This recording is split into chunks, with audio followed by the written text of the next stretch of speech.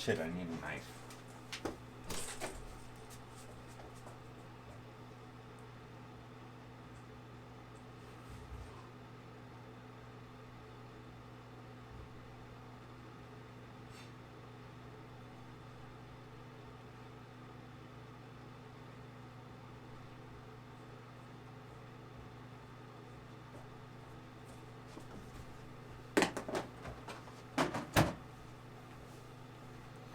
There. Needed a knife.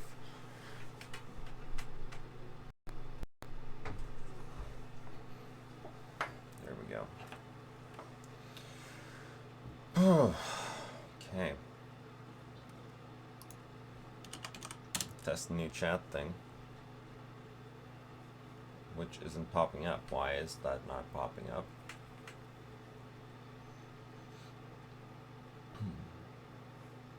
Or is it? Is I looking in the wrong place? It certainly does not seem to be appearing. Why?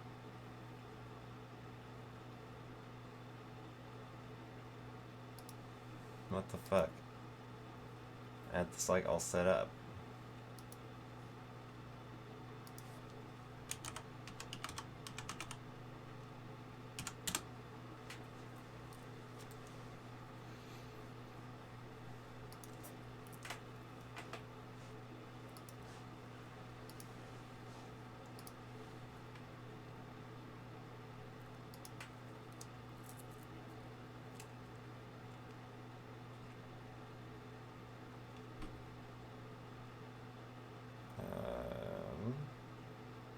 Toggle preview mode.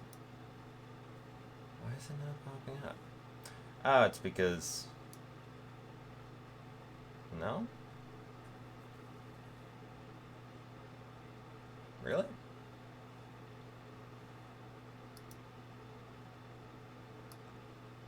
There we go. That's where it is. Alright. We did it.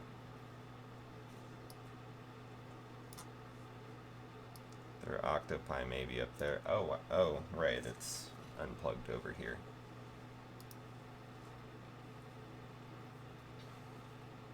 Right.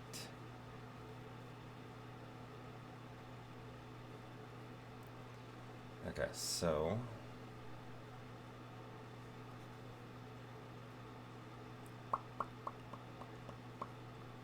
How does this one look?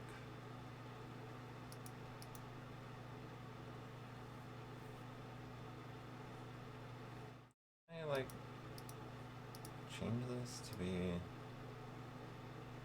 Oh no, I did it for the other right.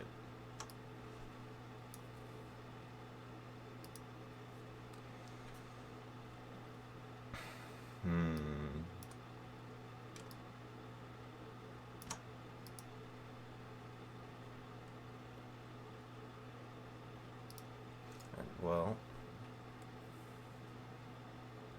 don't need that anymore.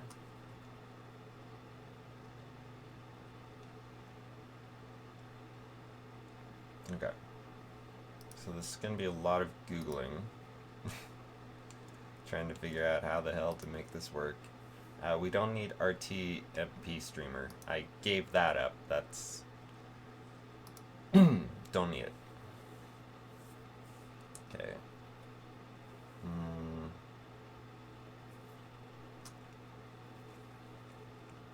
Okay, so what we need is the MJPEG streamer parameters of Octopi to play nice. Really, that's all we're looking for. It's for everything just to play a little nice. Can get my iPad and throw a chat up on that. My iPad's not in there. Why is my iPad not in there? Where's my iPad? Excuse me. What? Oh, there it is.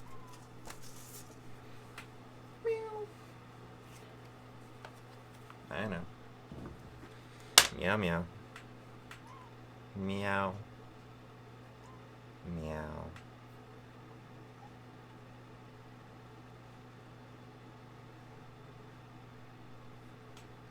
I know. There is a lot of stuff up here right now, and I can't really pet you, so... There's a lot of stuff. Just, there's a lot of shit on my desk right now. And I'm making food, so I'm not going to let you come up here. I'm sorry. A lot of stuff up here right now. And let's do this chat only. Perfect.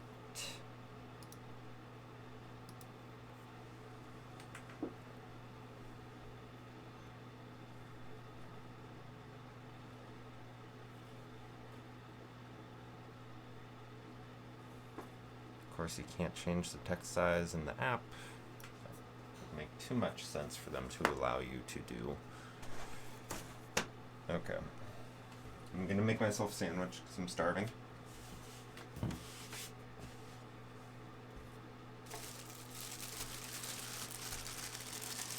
While I read this.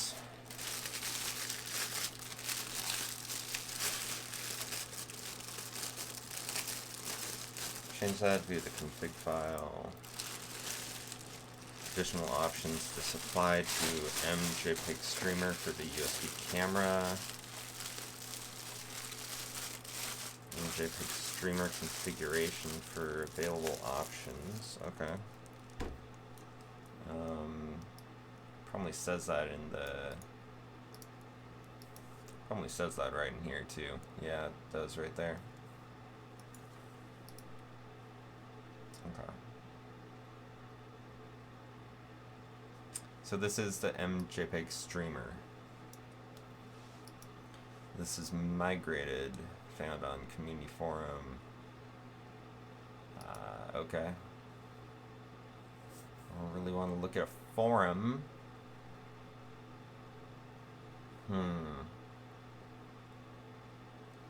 Okay, so what I'm trying to do is I'm trying to, if you'll take a look at this. Oh, wait. Well, this is a screenshot, basically, because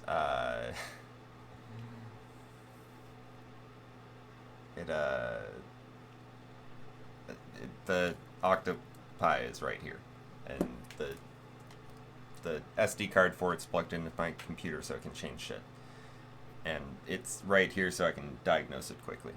But the camera quality is about this bad on here. Like, it looks fucking terrible, and it shouldn't, because it's a Pike Camera V2.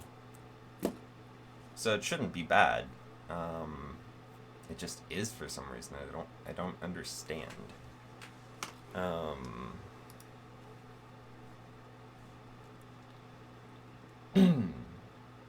Get help. Webcams. About the webcam category.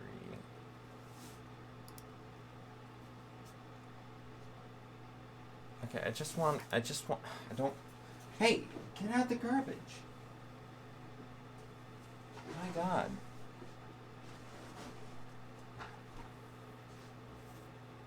I don't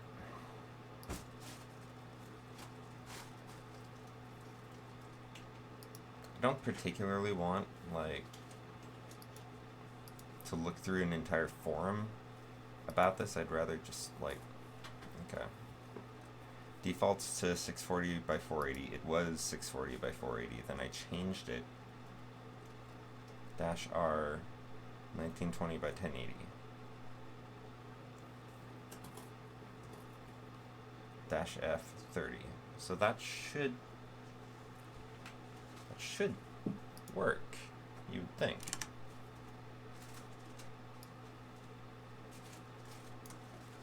Really? You're not gonna resize with it?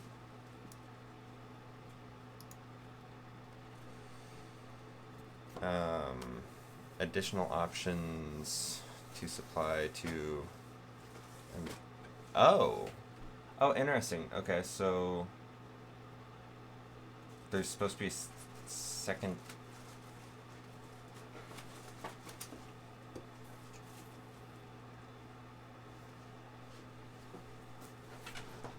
There's supposed to be a second thing, maybe?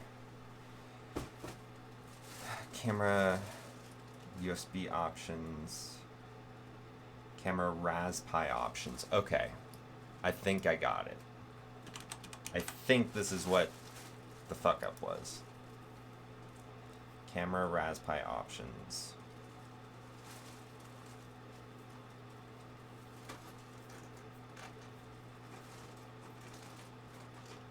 I mean, let's just try that, honestly.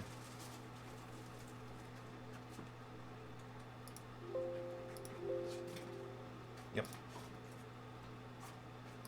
Yes, I do. Let's go ahead and boot the boot. Shove this back in here.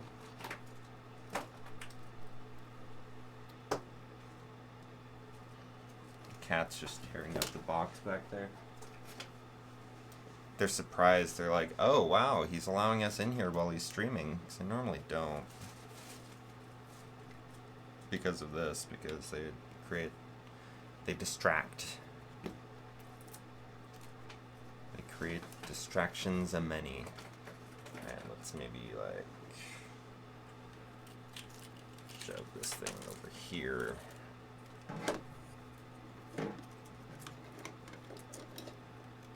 Plop it like there, I don't know. Oops. Gonna be changing the ribbon for it anyways. Alright, so now attempt to reconnect.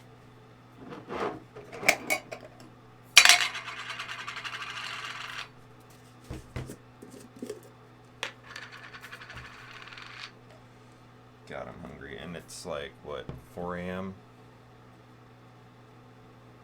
My sleep schedule's so fucked, I have no idea what to do about it.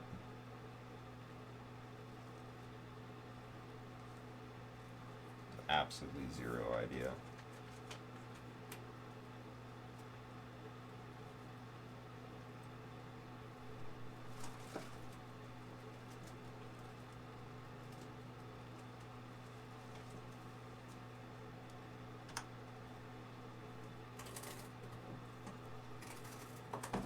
Girl. Okay.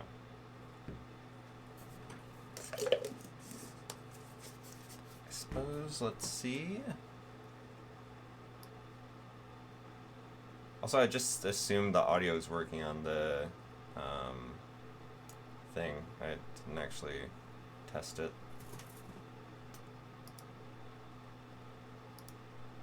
Webcam. Fuck. Oh, fuck.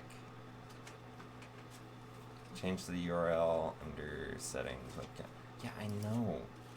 Wait. Okay, let's test. Fuck. What if we cut that out? Fuck.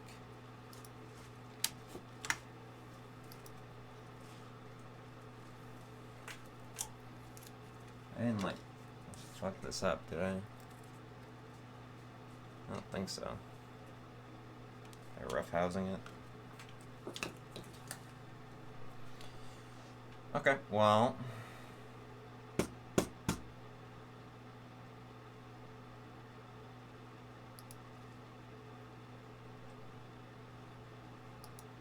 Let's see if it works in OBS real quick. Nope. Okay. Well, time to unplug that again.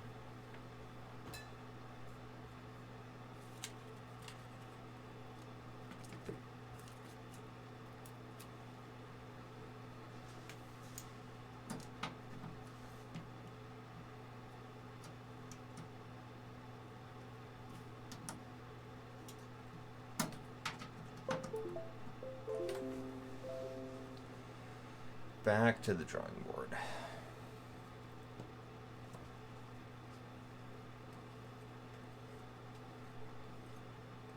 very disappointing. Really thought that was like it. I'm like, oh, it says USB camera, not Raspberry camera. That's obviously the issue. It's not the issue.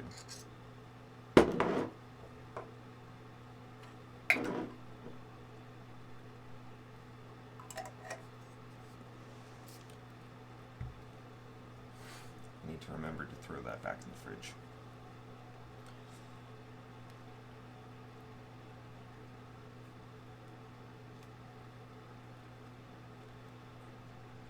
Is there anybody out there?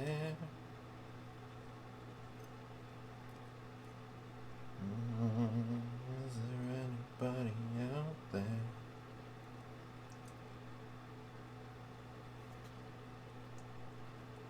Blip. I'm gonna go throw this back in the fridge real quick. Be right back.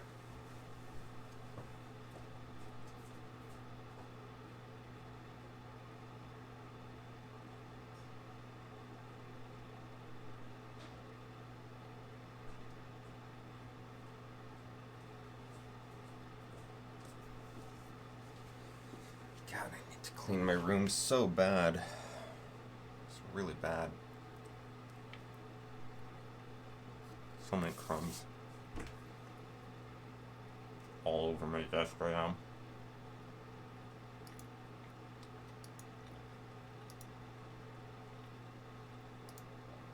Okay. Oh, I'm sorry, I didn't mean to kick you.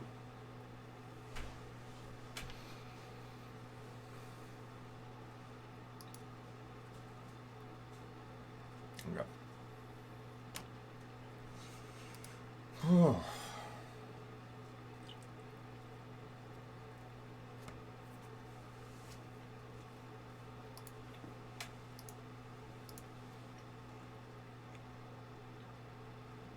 No, not that.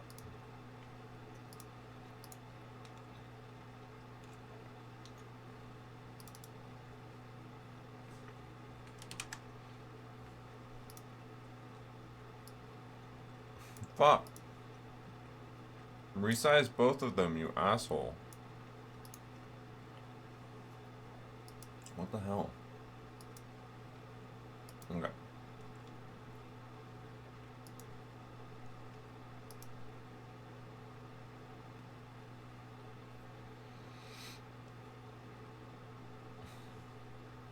Did I name it wrong? Camera, Raspberry. Options.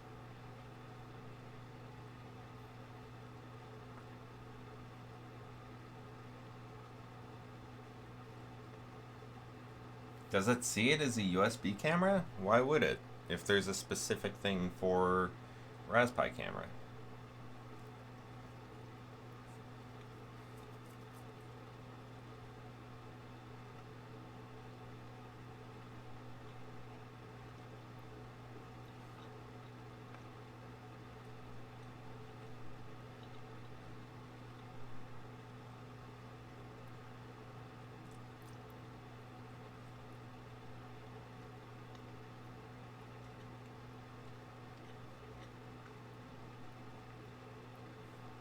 Following configuration options can be supplied to MJPEG Streamer and start to modify certain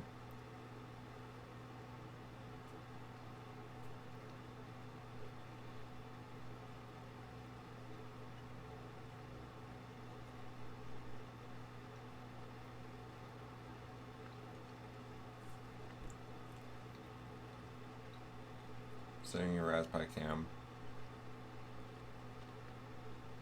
Okay, so maybe it needs to be like this.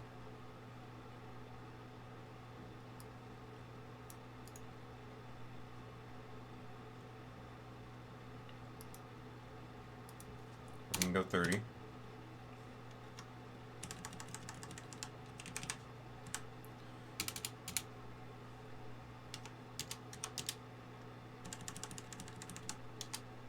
Shit.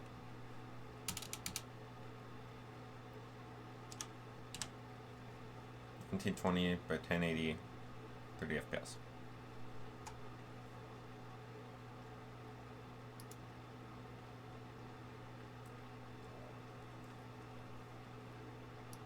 Let's try that.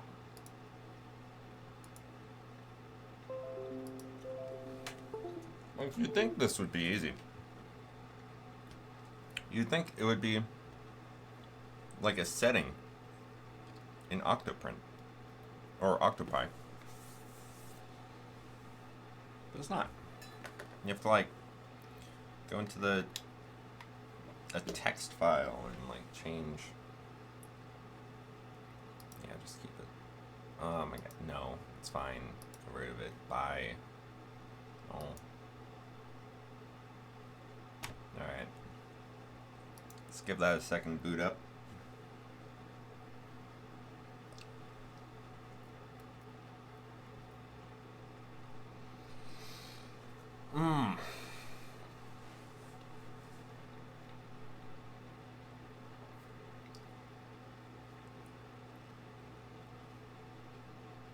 I have no idea what to do for sleep. I really don't.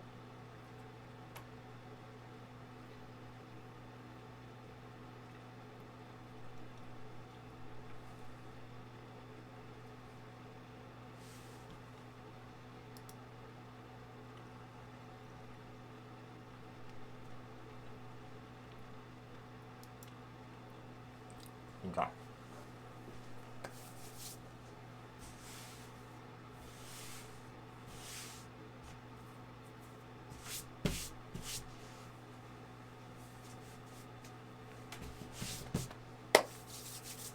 Here we go.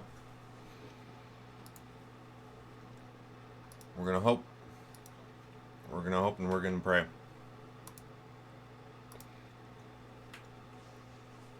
Thoughts and prayers.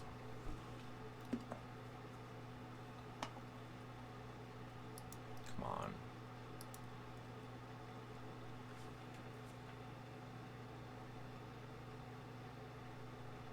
That, I think, maybe does look a little bit better. I think that maybe does look better. Whoa.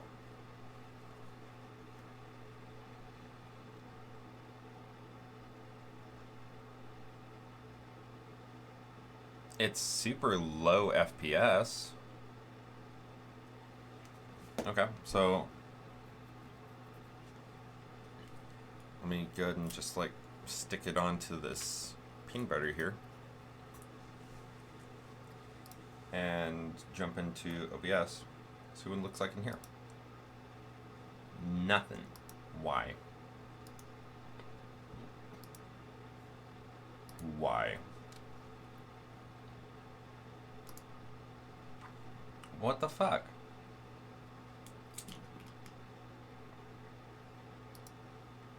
Oh, there we go. I just had to refresh it.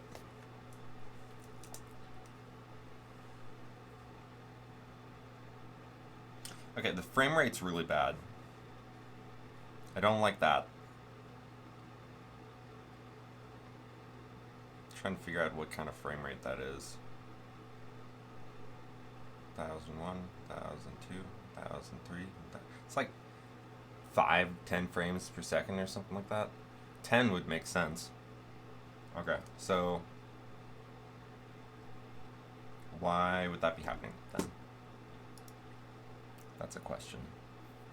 It's working, though. That's the thing. It is working.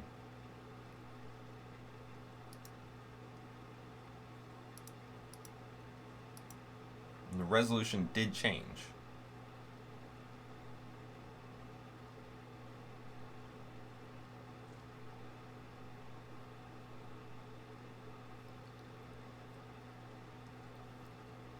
Oh, did I not have... Okay, so I'm gonna plug this into my computer one more time here. Shouldn't take any more than that.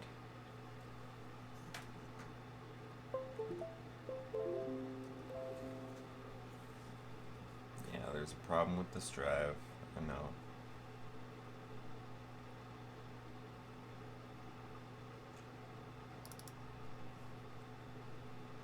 Yeah, I do have it on 30 FPS. Oh, 30 FPS.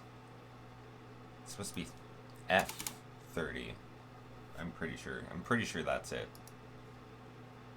I don't even think I need to check online. I'm pretty sure that's what's messed up this time.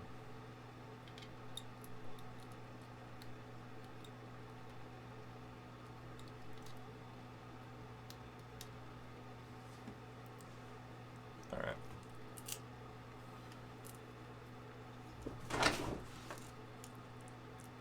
And throw it on my iPad over there.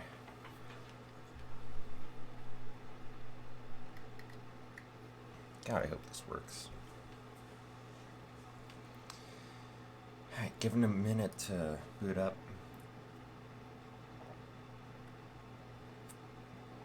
Oh, God. Well, this might not actually take that long. I thought this was going to take a very long time. Turns out it may not. Let me turn this back to a good camera.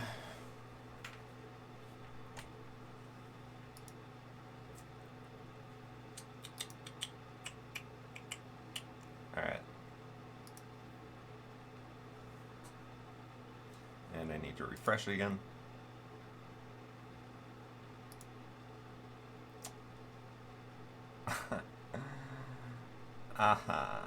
What? What?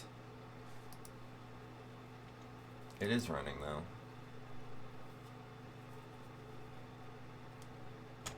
It is running. Oh my god. What? I changed one wait.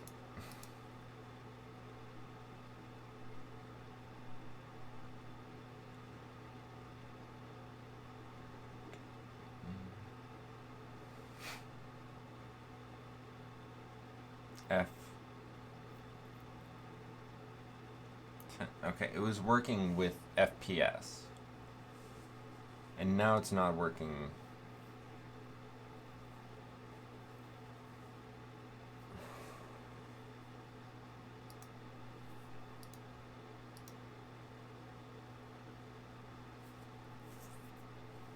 Raspacam.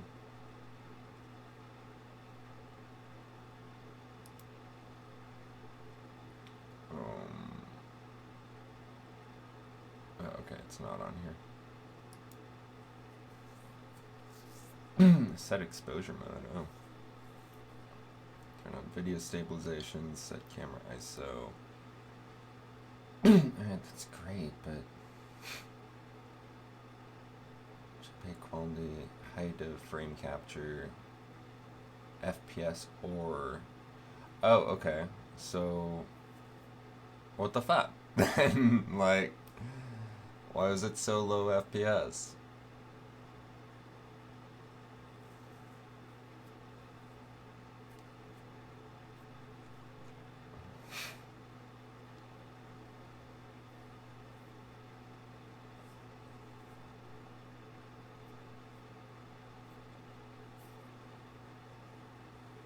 Is there like a setting that's like...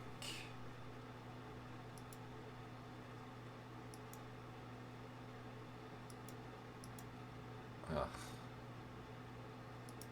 Click on it and have to wait a million years for it to pop up. I wonder why. It's being so slow lately. Okay, so...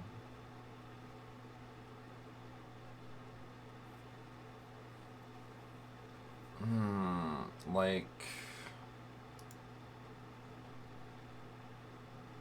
What's the reason it's so slow in FPS, though? I think it was better FPS before. Defaults to 10. Okay, we're gonna unplug. I wish I knew how to access this file just like without moving it, but I don't. I tried to figure it out a little bit, but I could not figure it out. I'm not great with Raspberry Pi is just throwing that out there right now. I'm gonna get rid of this there. Then okay, so that needs to be FPS. Perfect. And it didn't work with 30.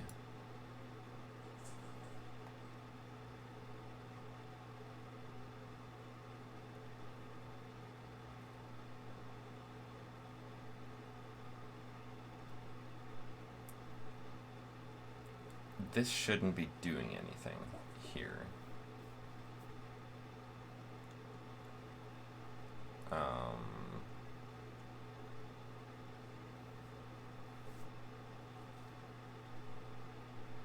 Because this kind of took over that.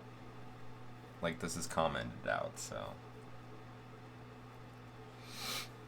Oh, configuration of camera HTTP output. Usually you do not need to change this at all, only touch this if you know what you're doing. Below are the settings used in the MJPEG streamer call like this. Okay. Okay, I don't think I need to touch anything there. It's very frustrating that this is... Oh, it is available. Look at that. I thought it wasn't.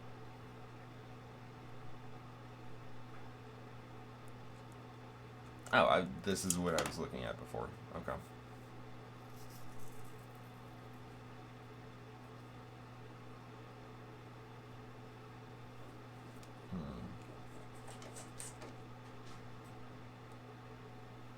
Okay, so I'm gonna go Octopi camera Pi camera low FPS and see if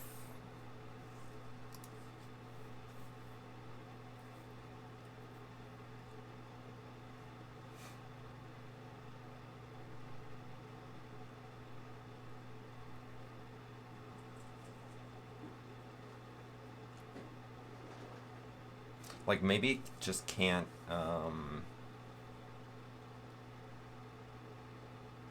additional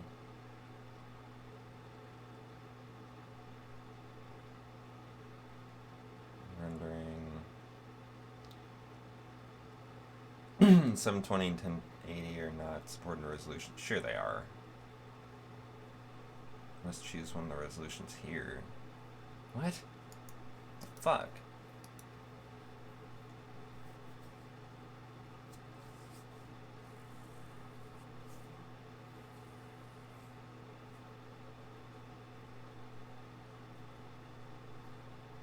Less than or equal to 30 FPS for 1080. Yes. That's what we're looking for. Do I try it again without anything really having changed? That doesn't seem smart.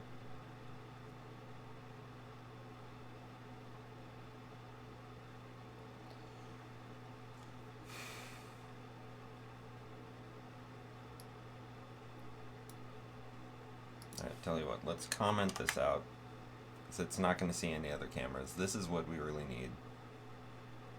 This should be perfect. It should be. I guess we can try dropping the resolution.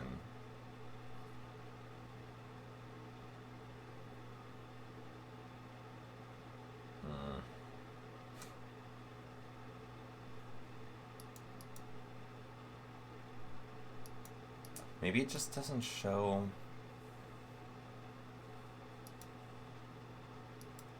Maybe I do need to figure out this RTMP streamer shit.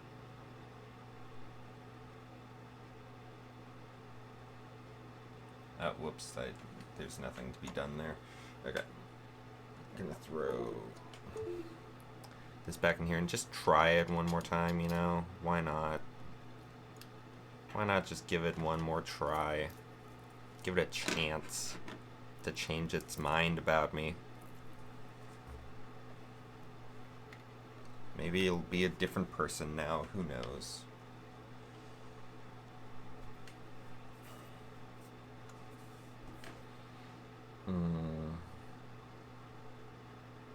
So how are you? Doing alright? I am freezing the fuck. My heater has been going this whole time and I'm freezing.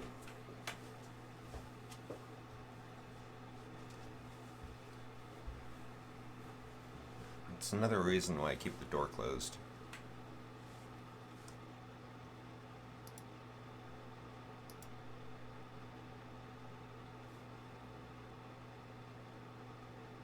What?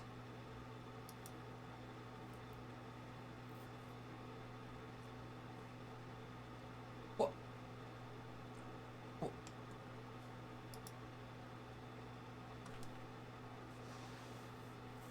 What is the issue?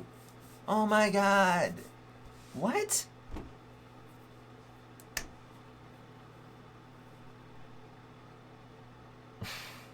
God damn it. What?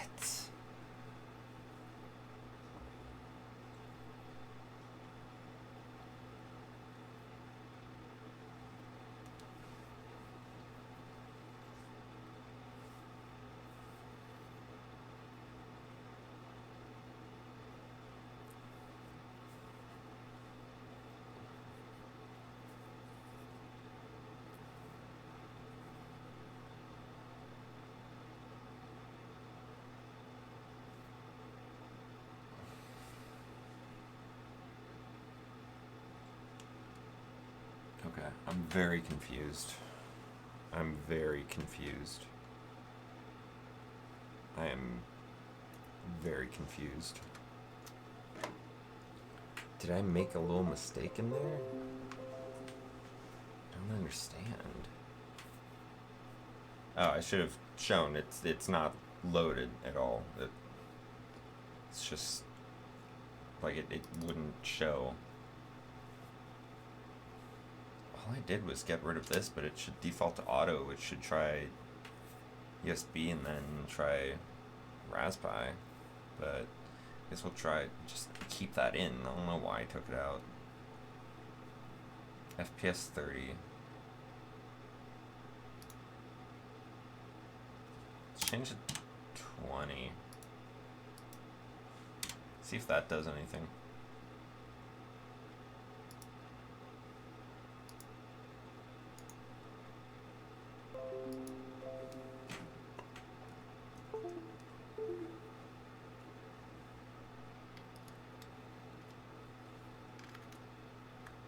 Lots of experimenting. The file h:/octopi.txt doesn't exist anymore. Yeah, you're good, man. You're good.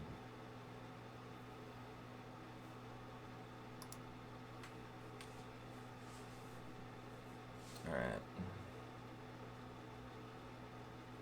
Just waiting for it to boot up.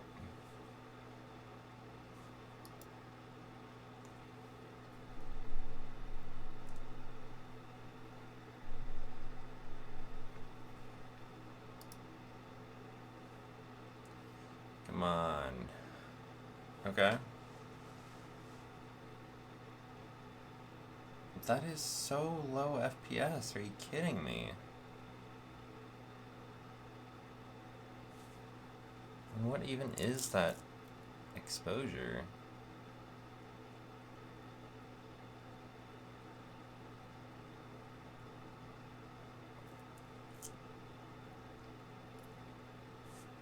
Like, is there seriously not a camera control?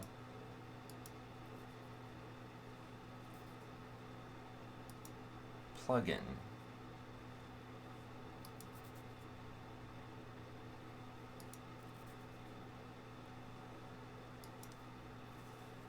That's ridiculous.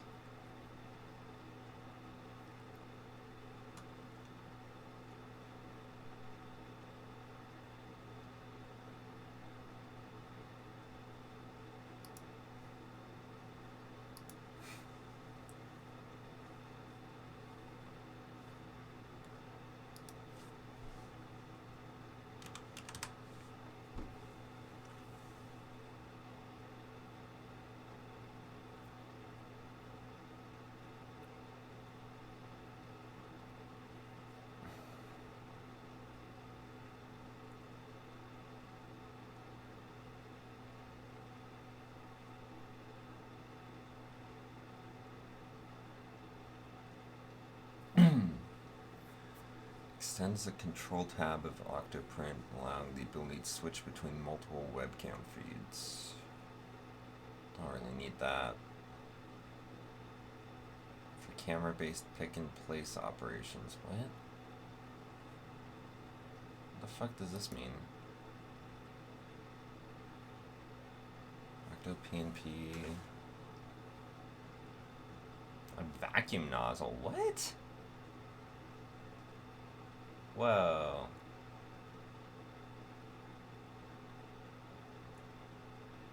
What?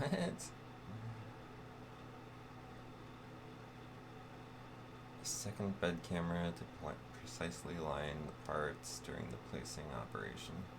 That's cool. Sidebar webcam viewer. Let's just check out that multicam.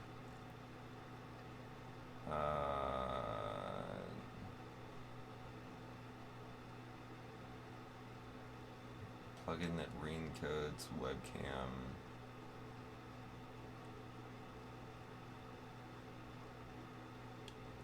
UI customizer.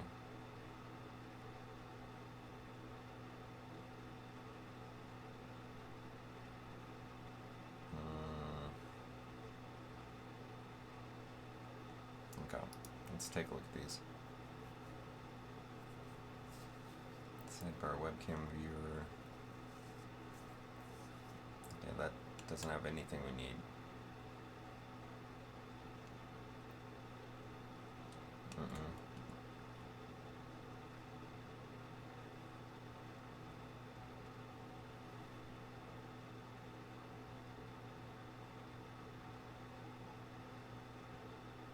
See, I just want this, and I want it to just go to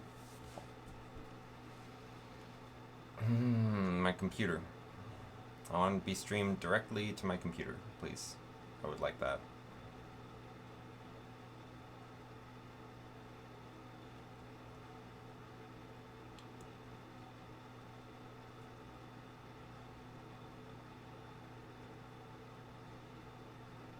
Extra webcam widget. Okay, what does this webcam widget look like?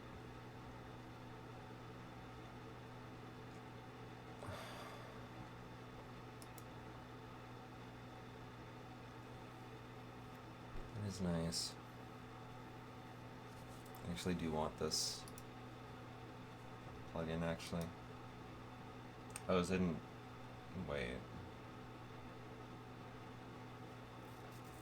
Octoprint has no connection to the internet. What the fuck? Yes, you do, you liar. What are you talking about?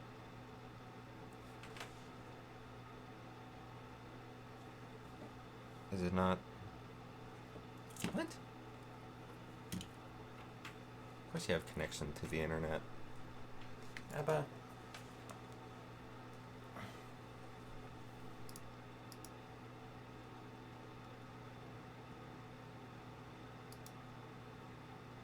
Octoprint's just lying to me. It's like, oh, you don't have access to the internet. It's like, I obviously do.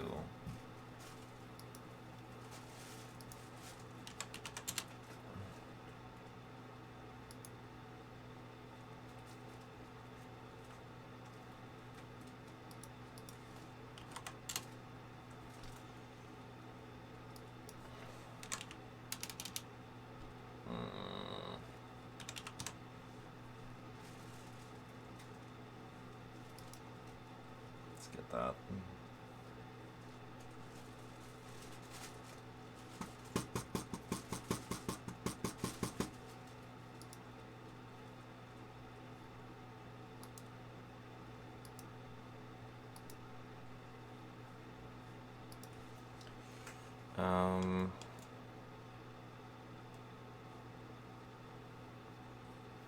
Very technically involved.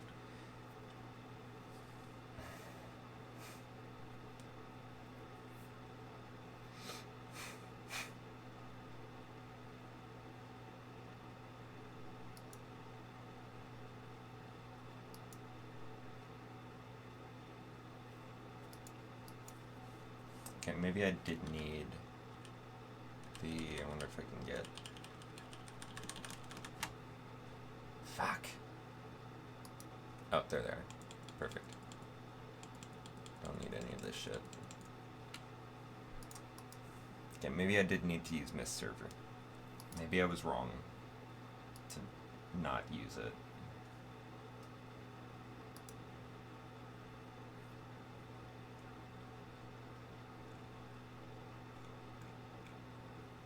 Okay, so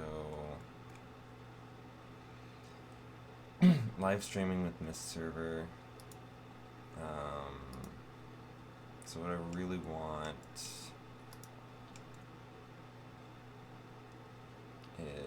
is Mist Server Octopi.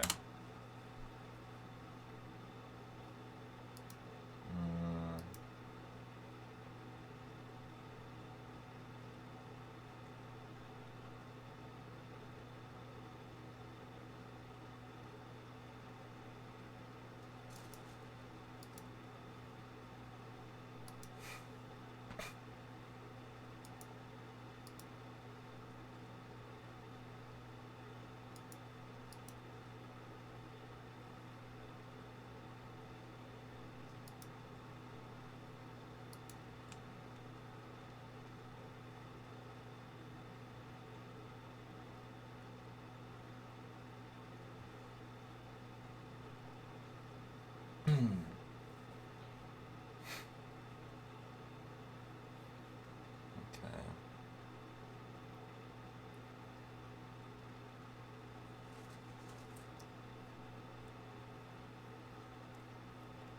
Few settings we recommend or are downright required in order to ingest camera correctly.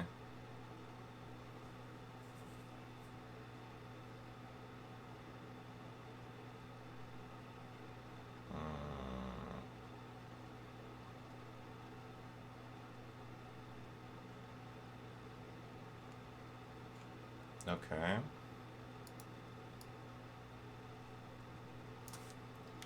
Maybe I can just do that. Solve simply, I need a better solution. With recent native Mist Server ARM release, we add perhaps use any features we have in Mist Server.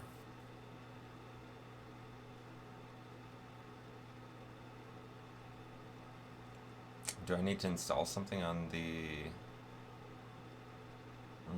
shit. Raspivot?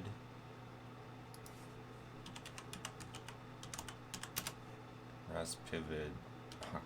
The thing is, I'm running Octoprint on it, so...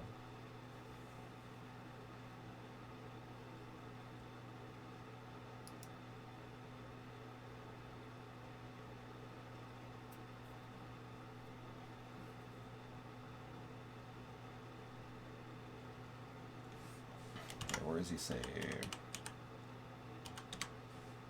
Raspivot.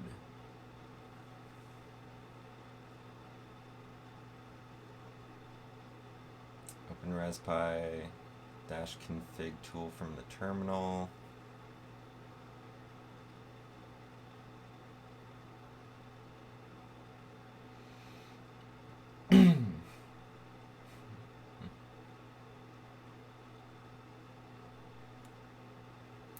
Don't have Octoprint installed, don't fancy installing the Octopi distribution.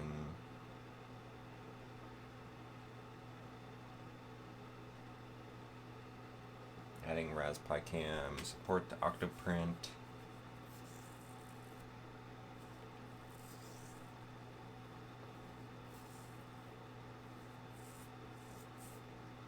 Is MJPEG Streamer Experimental by Liam Jackson. This is so... There's so much shit.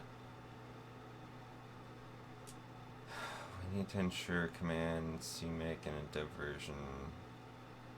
Print solved and prompted, select Y.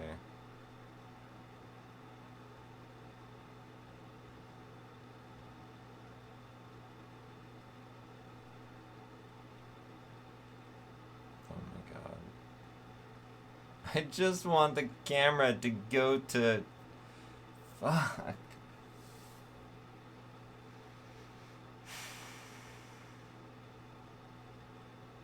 Like, I just want...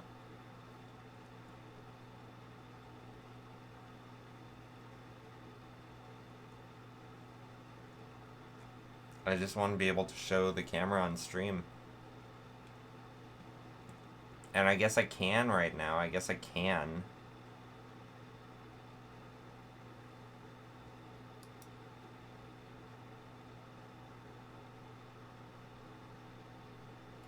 It's just so fucking complicated. Everything is just so complicated with it. I mean, that's Raspberry Pi. I mean, I knew what I was getting into with this project. I just didn't think it'd be so fucking bad. Alright. I'm gonna turn the FPS back down to 10 so that maybe the lighting's a little bit better, and then I can just... what the fuck? Maybe that was why it was so dark. Yeah, that could have caused an issue. I'm surprised that you tried running at all. Alright, plug this back in probably for the last time. –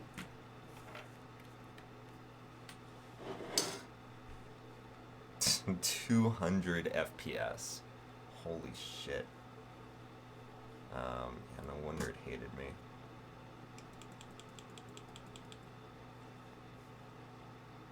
I'm pretty much over this project at the moment. I'm probably gonna yank my printer out and oh, you know what I should do? I should print off a enclosure for the new fan I got. Fuck. Yeah, I should do that. Just go find one.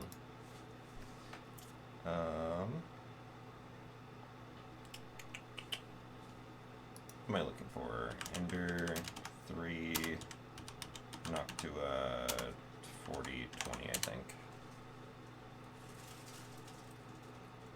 Ender 3 Pro fan shroud for the 4020. Cool. That's exactly what I want.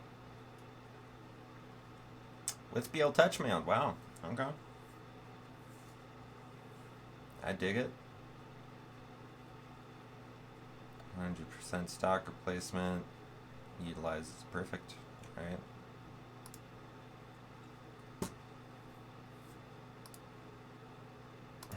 Reload. Reloading.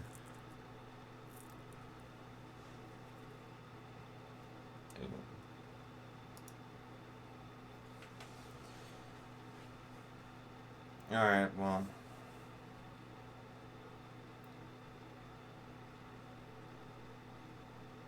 That's about in focus.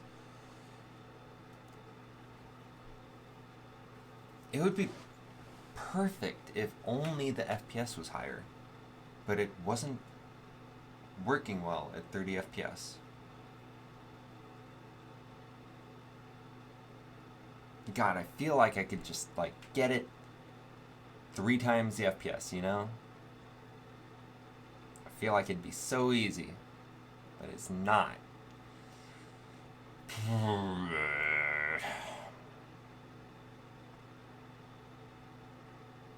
No, I think I'm done messing around with this. I had like a sudden urge to kind of try to keep going with it, but no, it's not worth it. Alright, I'm gonna change the stream settings here.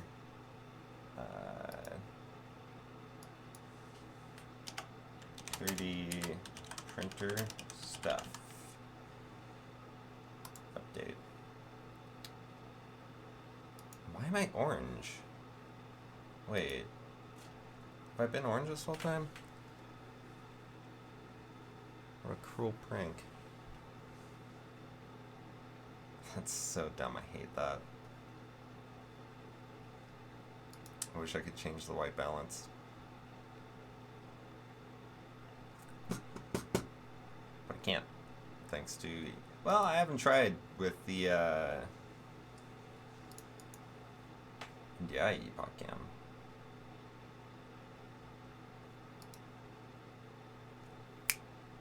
Uh-oh. Oh no. Is the audio way out of sync? Has it been out of sync this entire time? Holy shit, hang on.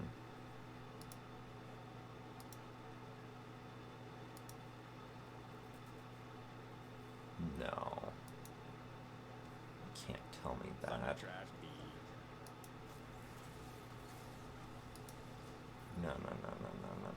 Excuse me, I'm clicking on myself here.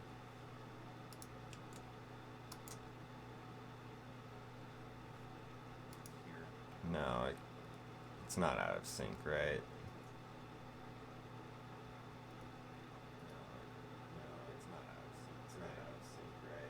Okay, good. Whew. That's good. I was gonna be super embarrassed there. Files. Oh god. Okay. Let's just drag that over to profiles.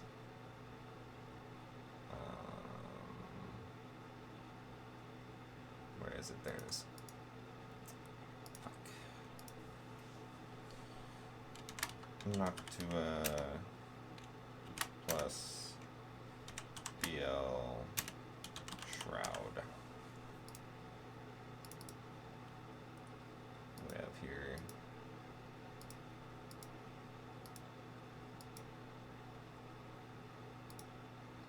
Wait, we have 4 of them. Hang on. I reworked the model a little bit. I changed the fan mounting so that a standard coarse thread fan mounting screw holds the fan on instead of dealing with the delicate posts. I added a wing for mounting a BL Touch or any other bed leveling sensor. I've also refined some of the openings and increased the thickness. A few mounting areas as well.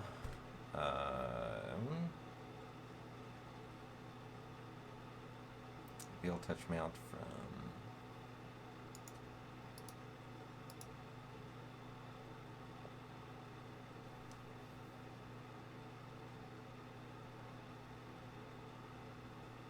Why is the internet going so slow? Okay. I'll give that a like, because I want to get a BL Touch sometime. Or any bed leveling sensor. I'm not sure which.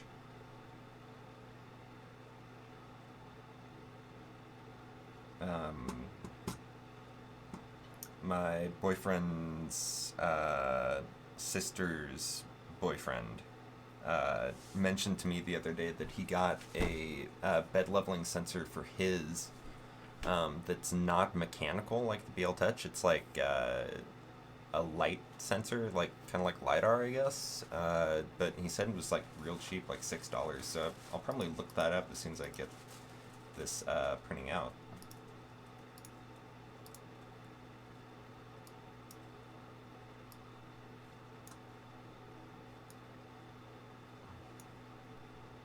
Yes. Okay, so what's the difference between these two? Okay, that doesn't have the thing. Is that the only difference?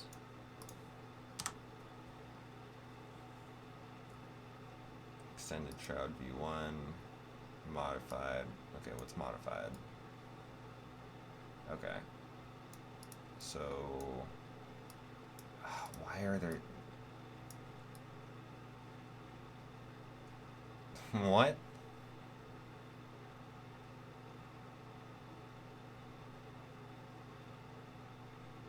What the... This is the... Wait, what? V1... Why are there 4 files in here? Okay. I reworked the model. Okay. This design I did not want to have screws visible from the front side of the shroud by doing two offerings, 100% stock replacement. Printed this out of PLA and have not had any problems warping or melting so far. Okay, which...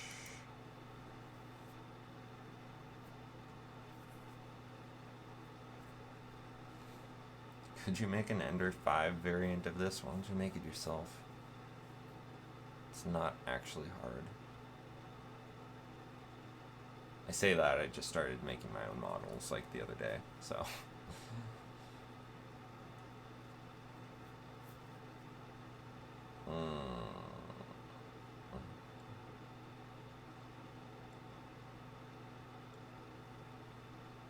What's the screw length for V17? That is to screw fan. Doesn't fit my Ender Pro, really?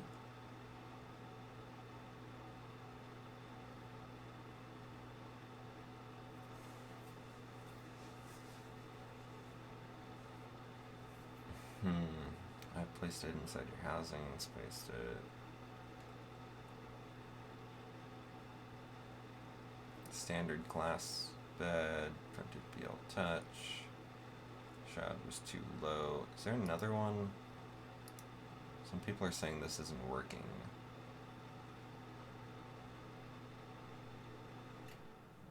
Ender 3 Pro fan shroud.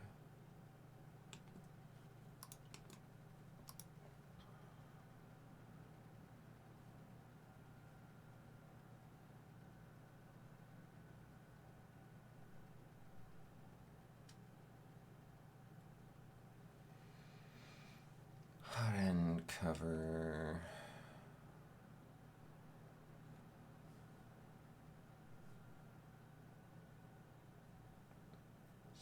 12 volt.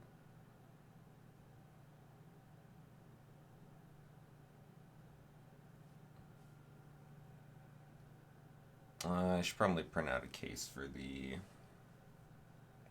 that thing too.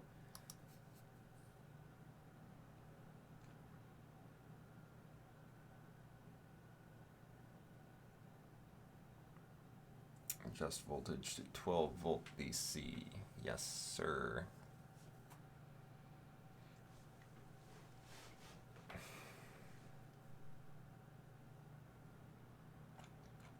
What the fuck is that thing called? What are these called?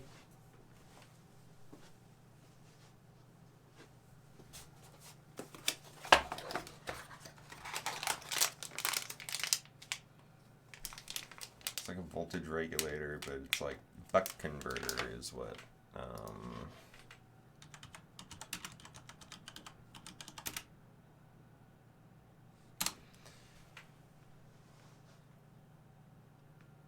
Ender 3 Raspberry Pi. Okay. That's basically what I want. Just something real easy. Buck converter tool, list, snap, fit, enclosure. Okay, that's way too small of a buck converter though. This one's pretty like beefy. So I feel like I need a bigger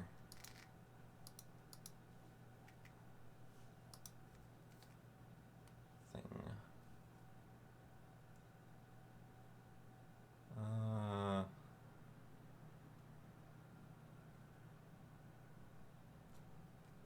What the hell?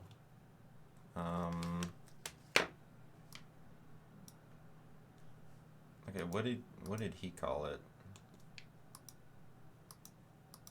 That one guy call it. Maybe I just need to snatch that from his, honestly. Looks like his is like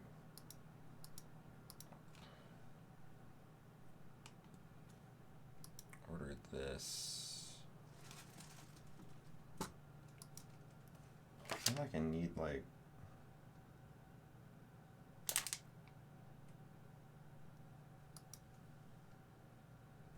I feel like I need to check my Amazon and see if I can get the part number, plug it in. LM2596. Is that what he said? LM2596. Okay, yeah.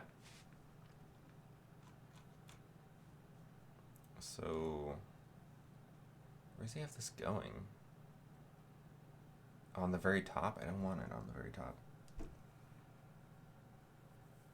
Connect the module. Wait. Connect inside of step down power module.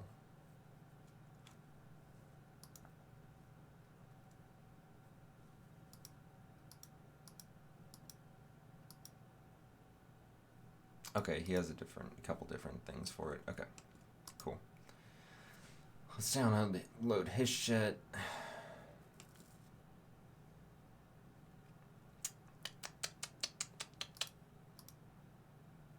That's very clean. So download this model. I later decided to replace the fan, so I printed this model. As I was installing the ladder, I realized two prints didn't quite fit, so I had to do some cutting, melting, and get it to work, since I was planning on reprinting in PETG anyways. Why?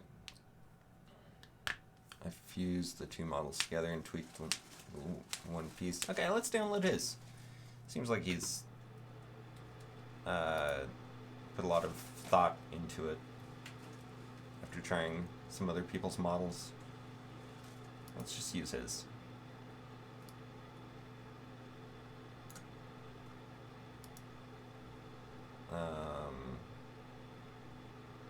And what we'll do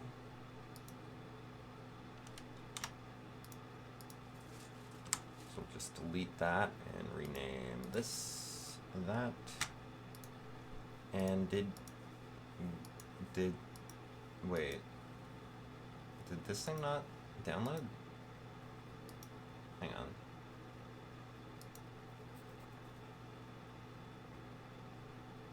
Fan shroud for... But I didn't download. I thought I downloaded it.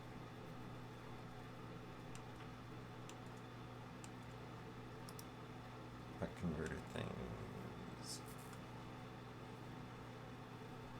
I guess it's worth plugging in that part number and seeing if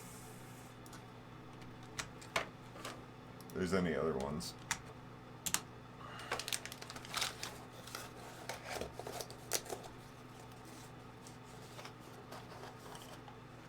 Oh, that is for it. Okay.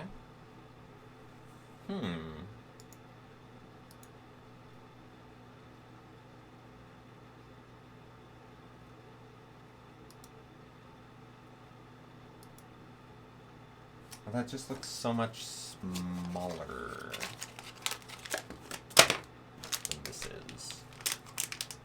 It's kind of like a chunky boy.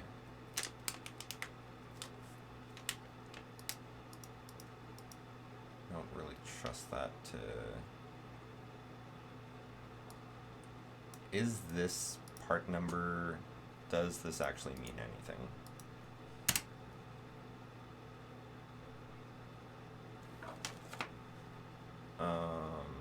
I'm gonna check my Amazon again.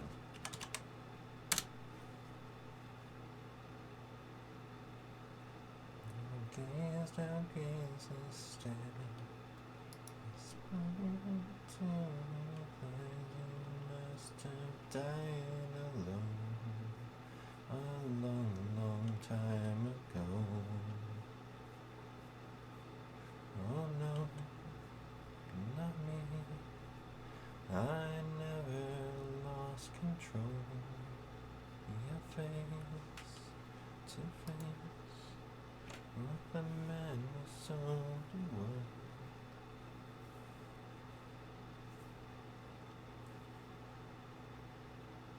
Okay, I don't know what the significance of a part number like that is. If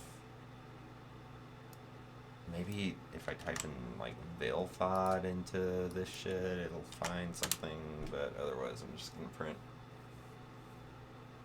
Oh yeah, look at that.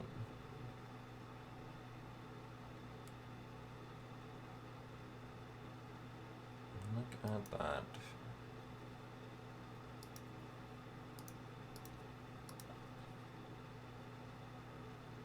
With inline mounts.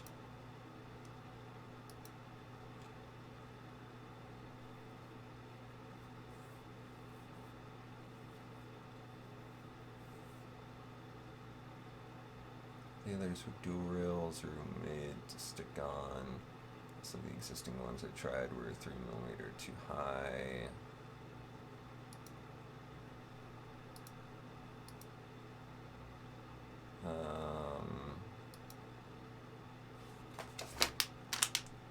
Yeah, that's the one.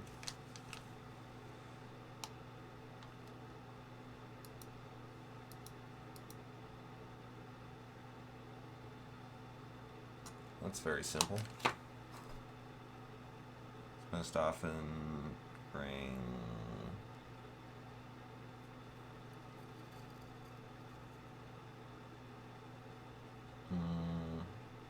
already some cases, none at the rail to attach nicely to 2020.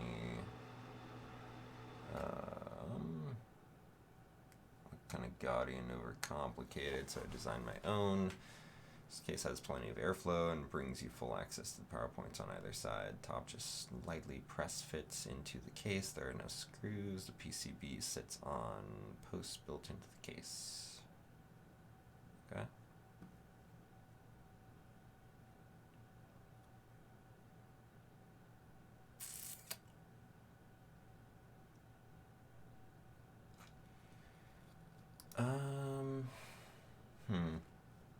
This one's too small.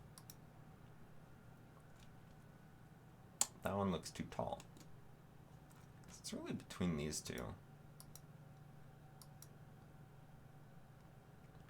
Oh, this one does have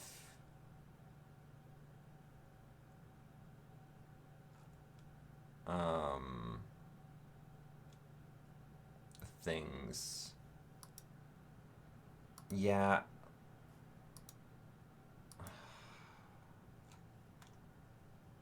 No comments. One comment. Hi, the case is way too small to fit the visual buck converter with LED screen.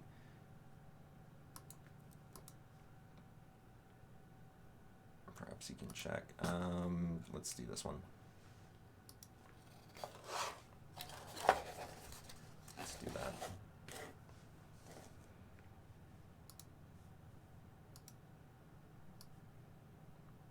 Print files.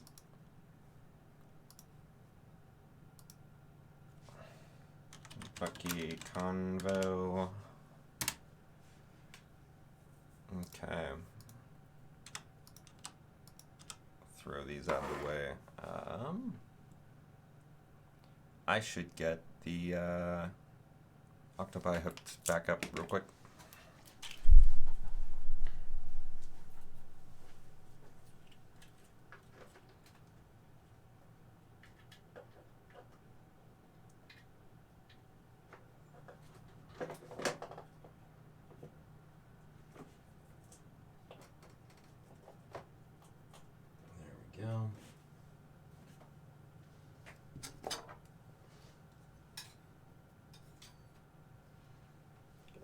Shit off there.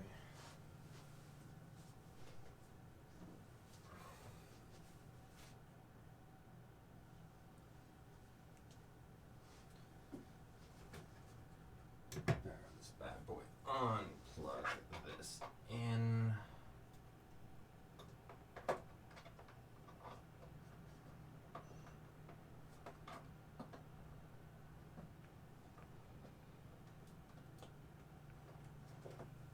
Okay. That'll be up and going in a minute here. Okay. Linear remix. Okay. So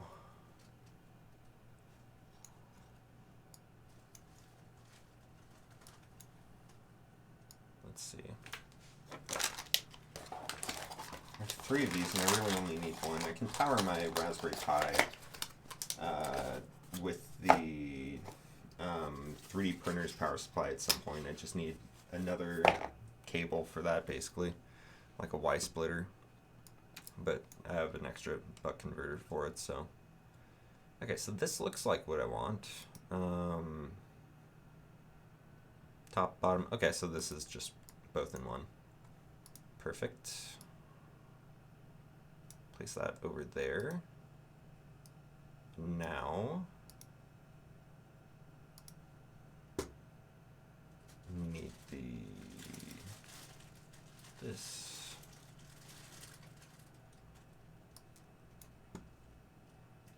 Scaled. All right.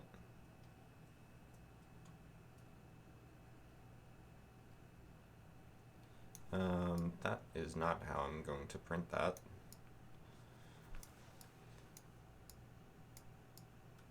I'm going to print it like this, in fact. And I guess use supports for those areas. I don't want to use them for that. I need to figure out a good setting to make it so that it doesn't print fucking supports for this. Because I don't want that. I don't need that.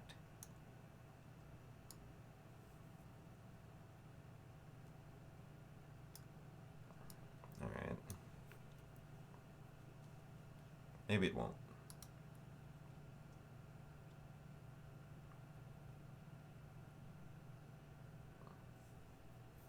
Horizontal expansion, amount of offset applied to all support. Support density, bleh.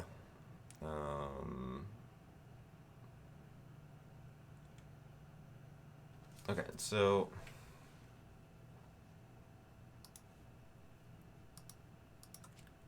Cura short distance, no support. What am I looking for here? The shorter distance. I don't understand support distance Z.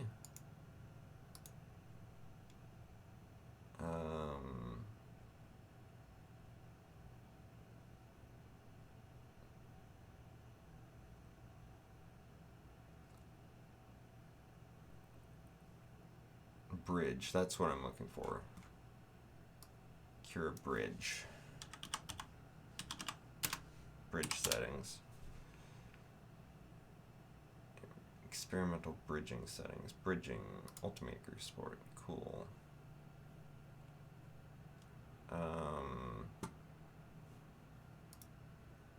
This is talking about Cura, right? Like Ultimaker Cura. To ensure the lines plastic on the bottom. No, okay.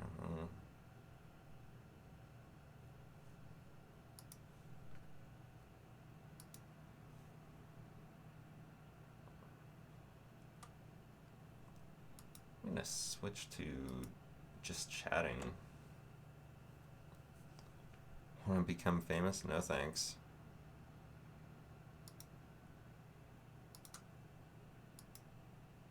Where are my show mod icons? There we go.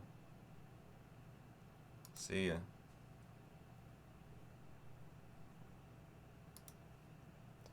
I'm gonna switch to just chatting.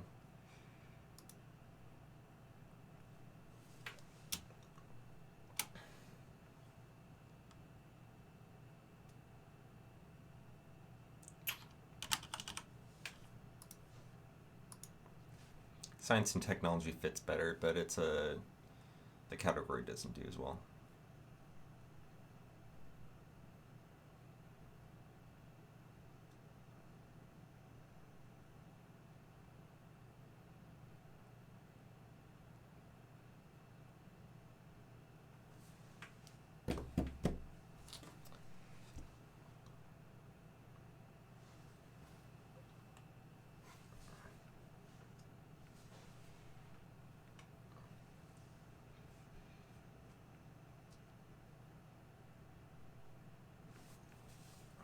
Hair looks gross right now.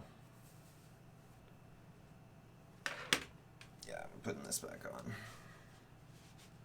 Nobody's gonna change my mind.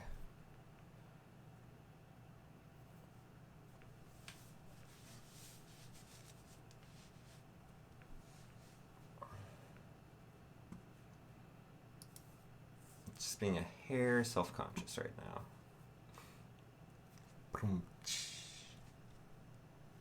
What was I doing? I was doing this. I was looking up bridging settings. Slicer, profile, tuning, and idea maker. No. I want Cura.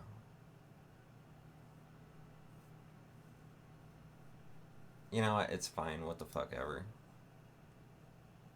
Print supports. See if I care. Just see if I care. Why don't you go ahead and see? How long is this gonna take? What the fuck? No. No way. 6 hours.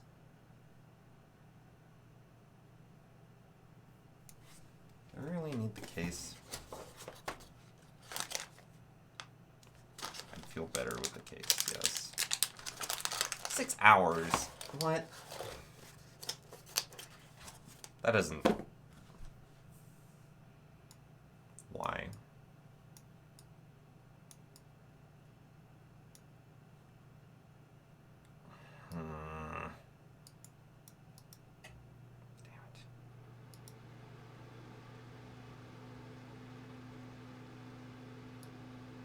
I feel like every time I've messed with that initial layer speed, how much would that save if I did 20?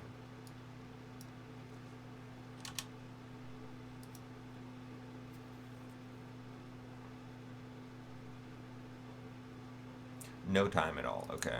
So that is not the issue. Really? 6.5 hours? Enable jerk control. Show you a jerk. Fucker. Alright.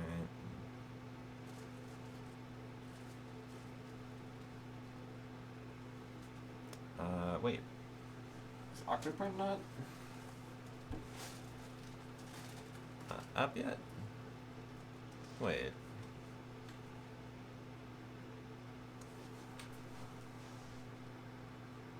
No, it should be. It definitely should be.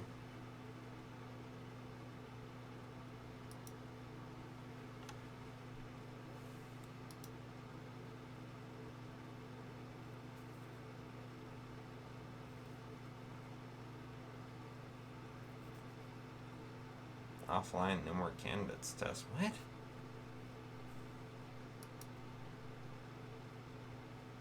Connect. There we go. Right, let's move this a little bit down.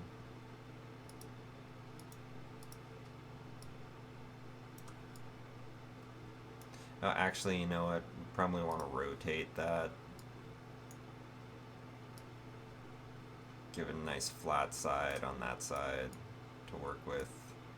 Maybe even that side. And then just go ahead and drag it over here a little bit.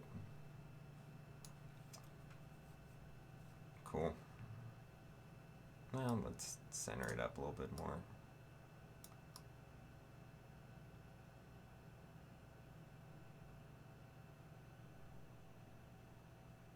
Actually, you know what?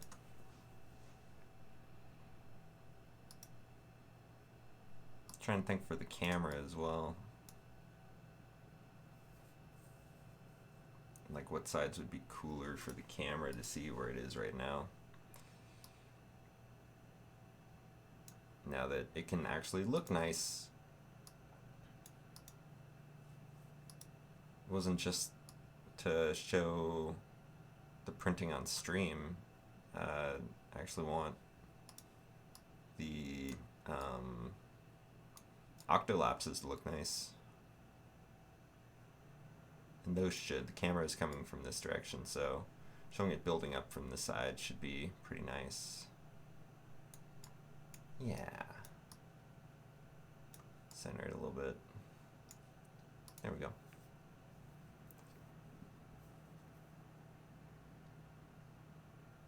Save to file. Why save to file? guess I'm gonna save to file. I don't like it.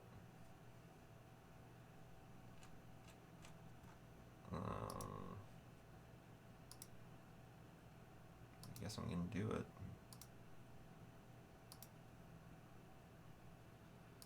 Convo, downloads, print files, there we go. I just drag and drop, upload, cool.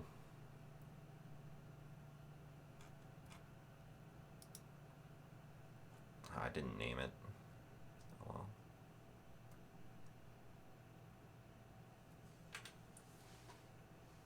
Yeah, it's all good. It's got black filament in. Connection aborted. Yeah. No shit. Like, it couldn't figure it out. Updates available. Octoprint. Is there anything new?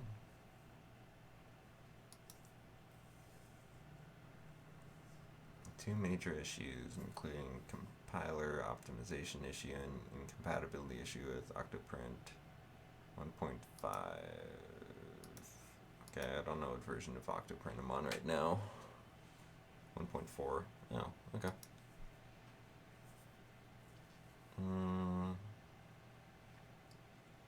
Stable maintenance and level builds. So what's new in Octoprint 1.5?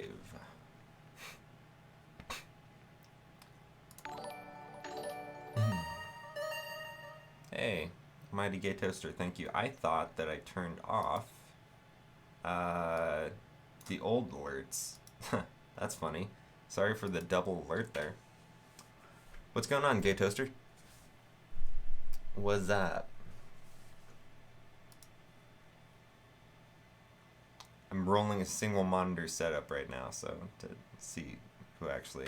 Oh, it says on my chat right there. I didn't need to look.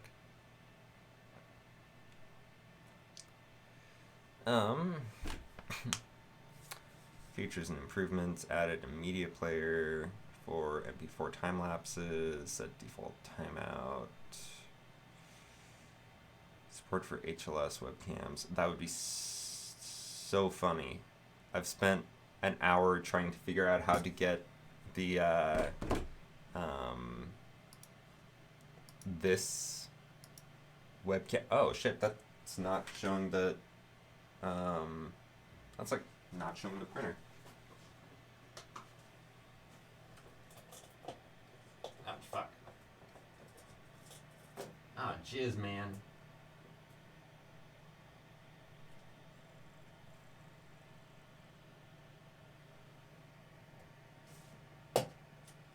Alright. Good enough. I've been trying to get this to go into OBS and look good. It's at 10 FPS right now. It actually is decent quality-wise. It just needs some tuning. Not much. Just woke up. Cool. I've been up. I woke up at like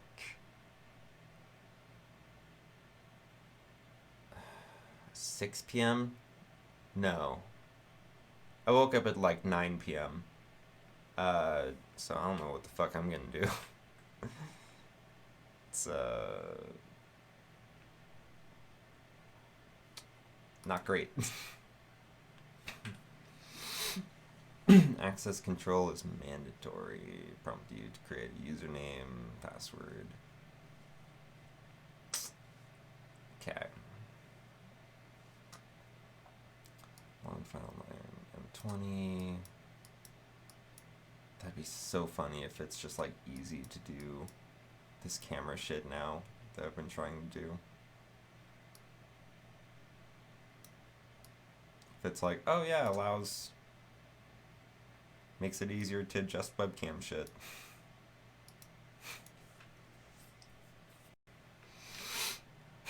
Printer notifications, better resilience against broken. Permanently ignore update notifications.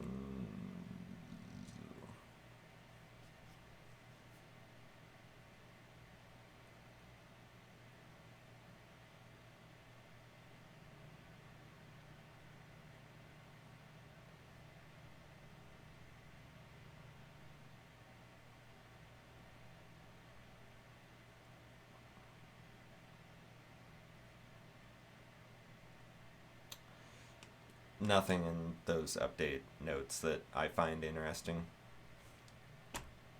There's nothing of super note in there. What do you got going on today? Gay Toaster. Doing anything cool?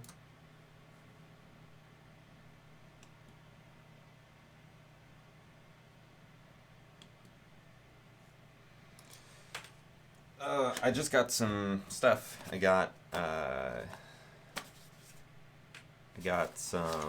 just got a bunch of shit to like upgrade my 3D printer.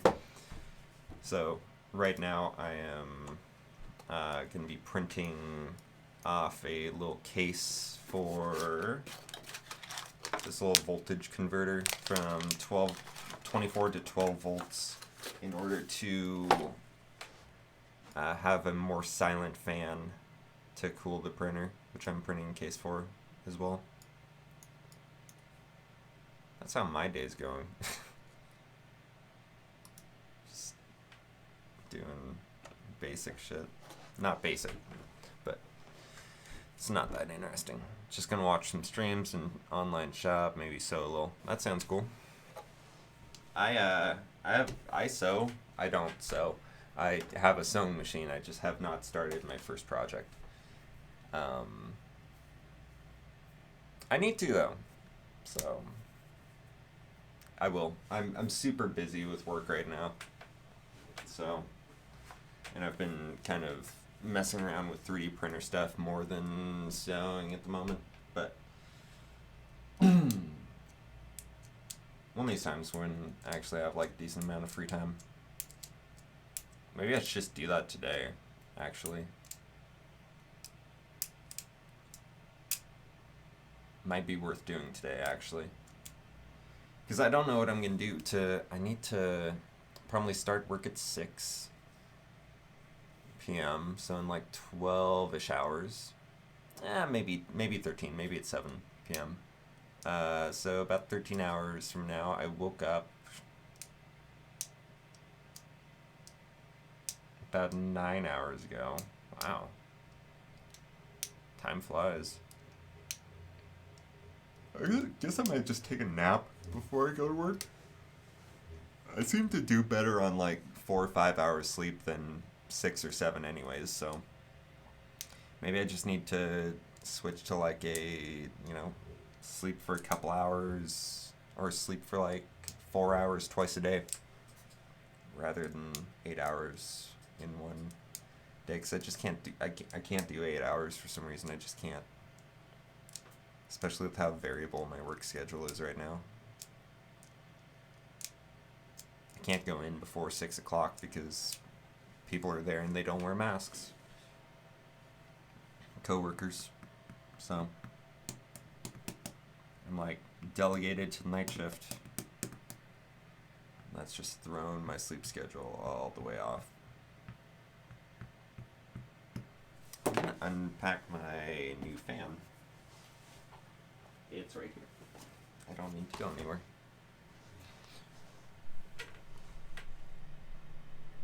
Low battery. Oh no.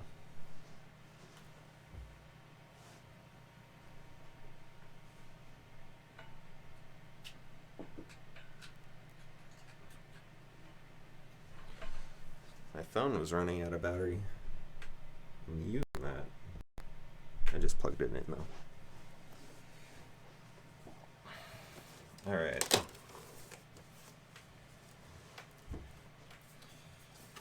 Got a Noctua fan.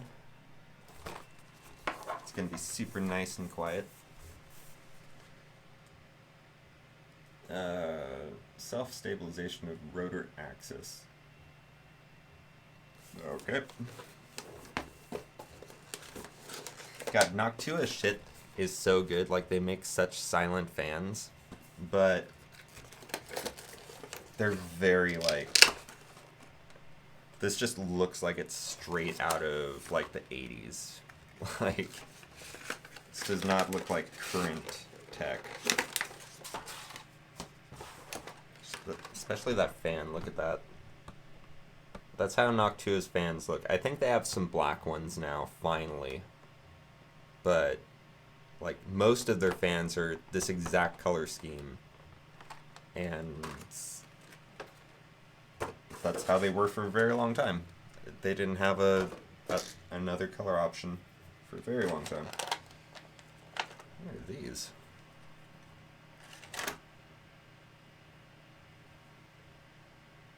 Huh. Is it though? I don't hear it. That's good. Right now, I'm not gonna take the camera over there, but you can probably hear the printer over there. Actually, I can pull up the camera of the printer maybe.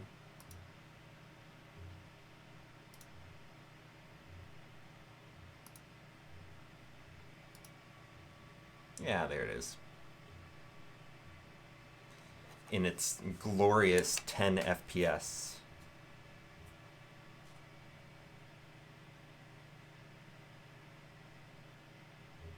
Look at it go. The quality still doesn't look super good. Actually, you know what I'm going to do? I'm going to go in here and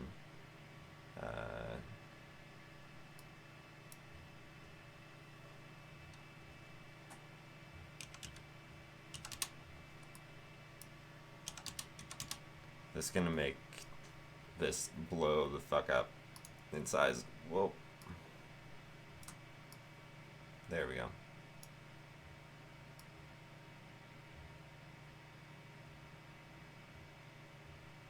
God, I want that to be 30 FPS so badly.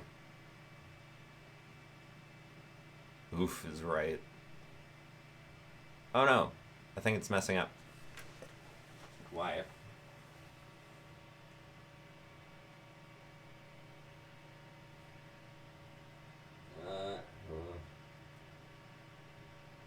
What?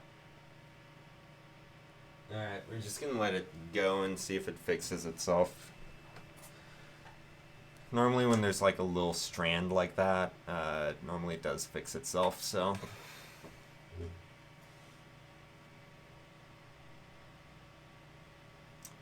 we're gonna turn that off. We'll check back in on that later.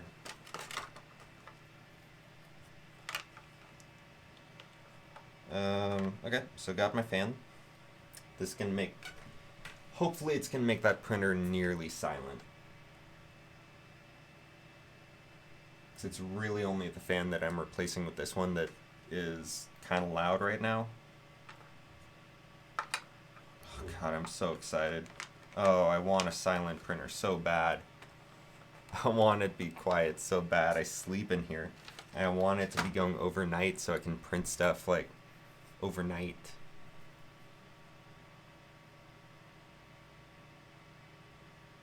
But it's so annoying just having that like white. I don't mind white noise, but it has to be the right kind of white noise, and I just don't like the sound of a tiny little 3D printer fan as white noise, you know? Hopefully. God, this feels so good. It's like a little like rubber. Look at that. It's like rubber. Like keeping the cables safe in there.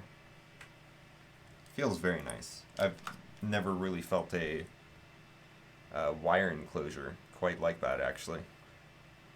What does it feel like? It feels like it's got a very distinct feel to it, and I can't place it. What the fuck does that feel like? Like, this rubber feel is very... Is it a kid's toy? Like, what am I thinking of? It'll come to me.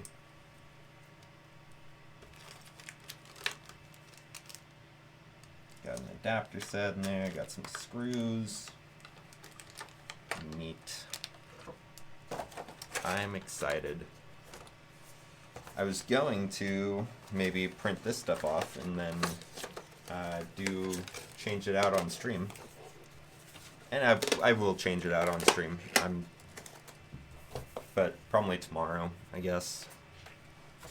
Probably not gonna do it before I go to work. That's just opening a can of worms before going to work, and I'm gonna be halfway into it, and it's gonna turn into like a 5-hour ordeal changing one goddamn fan. Yeah, I'm just gonna wait on it. I'll do it tomorrow. I'll stream it tomorrow. Get this stuff out of the way. Maybe I'll get some like tests all like ready to go.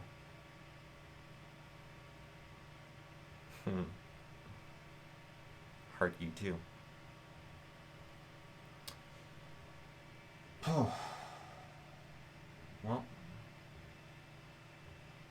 I want to keep streaming, I just don't know what to do. Because I kind of did what I wanted to do.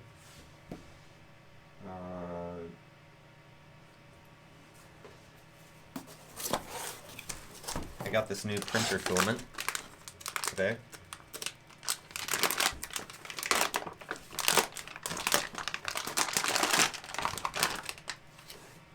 I've never seen filament come in a like container like this. It's normally in like clear plastic.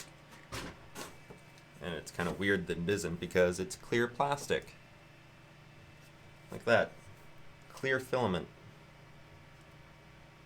You can see my finger through it. Weird, right? Clear plastic? Who would have thought? I'm going to print snowflakes and Christmas shit that looks like ice with this. And I'm very excited about that. Gonna print some snowflakes to go up all around everywhere.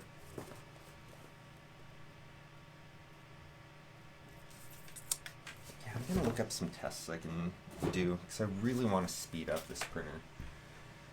I really want it to be like fast. I want it to print things out as fast as I can get it to. Like I don't want it to be taking more time than it needs. Let's watch a YouTube video on it. Why not? Why not watch a YouTube video on it?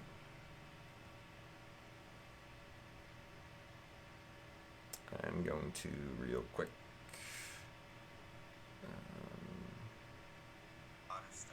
Oh, nope.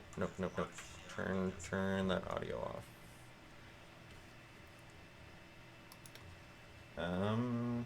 Speed up 3D printer. Let's see what we can do about that.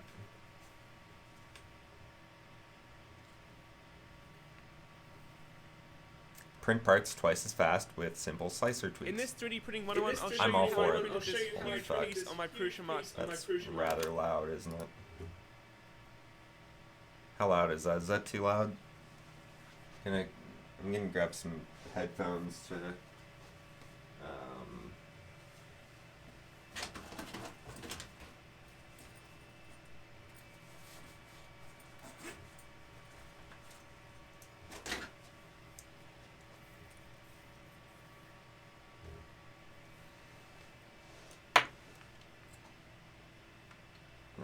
first of all, I'm gonna grab headphones, see how loud it is here. Yeah, it echoes. Yeah, I'm gonna fix that. I just need to see how loud it is on stream. How loud my computer is first.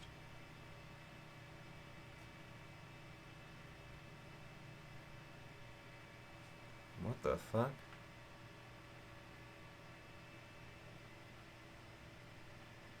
What the hell just... I was like watching my live stream and like... It... Whoops. It like... showed me something from like... an hour ago. Okay, cool. 3 in a fraction of the Okay. time it would normally take with no changes to the hardware. Let's get started. Testing, see how loud things are. Just waiting for it to pop up on my screen. How's it going, guys? Angus here from... So I can hear.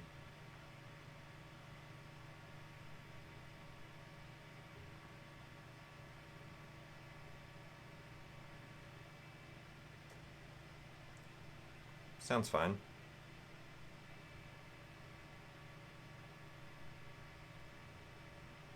Maybe turn it down just a little bit.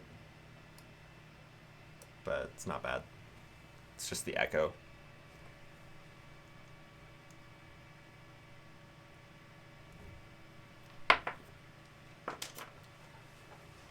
Just the echo that needs fixing. Thank God.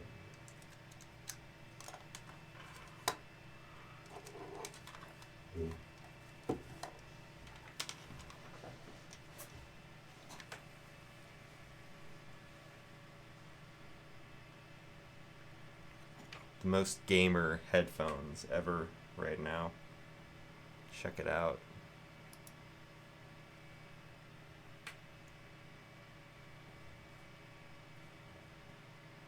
Makers Music, welcome back to another 3D Printing 101 video. A few weeks ago, I unveiled my Fallout 4 inspired 3D printer build, and the main aspect of that machine go was away, it was NordVPN. mostly 3D printed. God damn it, The auto whole update, base is please. one For the single love of solid God.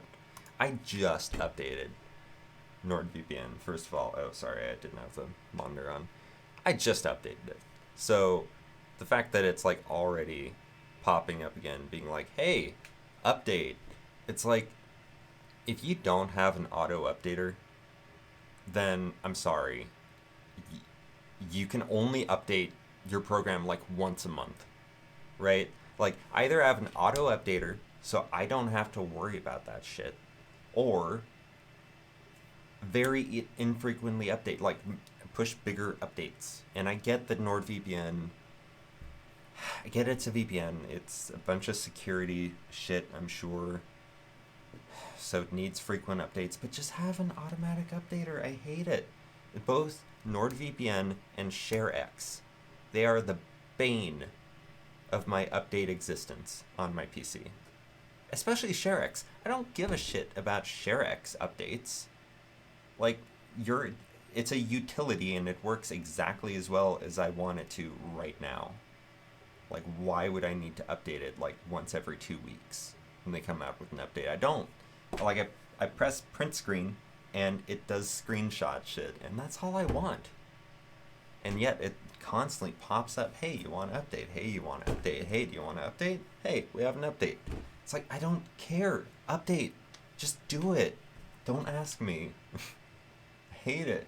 3D Sorry. part. There's no joins or anything. It bothers just one me. piece off the machine. But the thing is, with FFF/FDM 3D printers, you have a single nozzle extruding molten material, so the bigger parts get, they take exponentially longer time. For example, a cube, by scaling it by 200%, you're not just doubling the print time and material of that cube, you're actually increasing it by roughly 8 times. So when you're printing something this big, Yeah. time and material use, That would take especially when fucking you're forever. prototyping, is pretty important. But before I jump into Prusa Slicer to show you my custom settings, let me explain to you the 3 Prusa main Slicer. limitations we have in printing quicker. That is heating, cooling, and rigidity of the overall 3D printer's frame.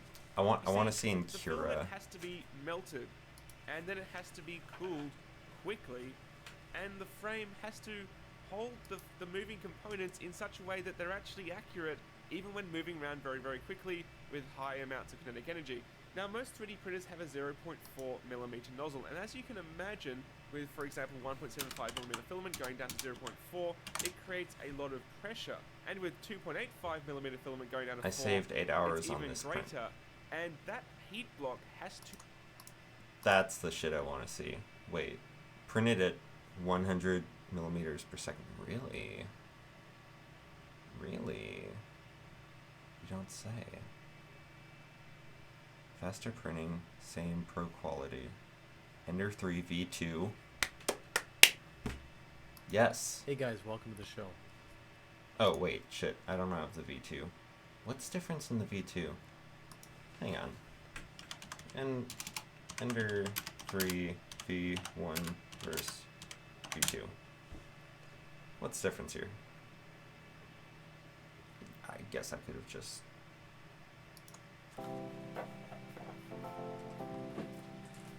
Hi, I'm Johnson Lam from Kaki DIY. Are you looking for a budget DIY 3D printer but still don't know the new one?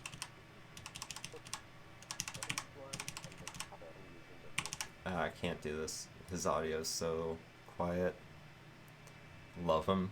Love what? Oh, the headphones. Got it. I don't want to watch a 13-minute video on this. I just want to know. An extra $100? No. An extra $100? Wait, what? Is the Ender 3v2 an extra $100? Ender 3v2. Rumi 8.6. Is mine 8.6? Yeah. Okay, so same build plate, same build volume.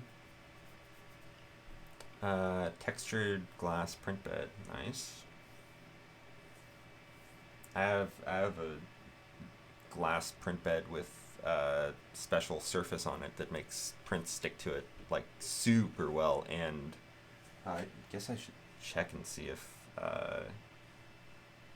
the printer is doing well. Let's just go ahead and do that on here. How you doing, buddy?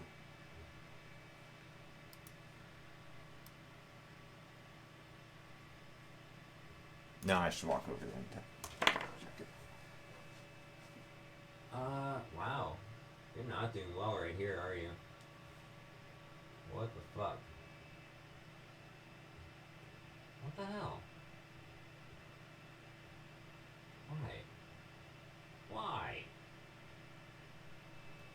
Alright, I'm gonna abort this print actually.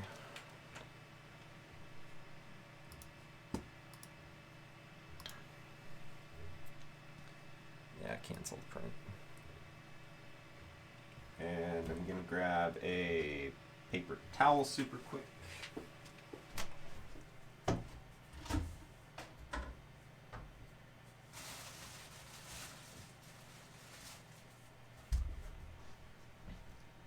Sorry for waking you.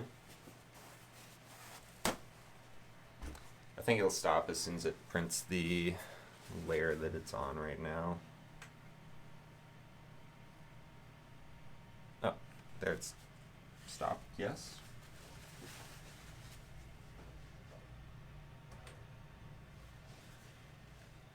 Alright. Let's get this shit off of here.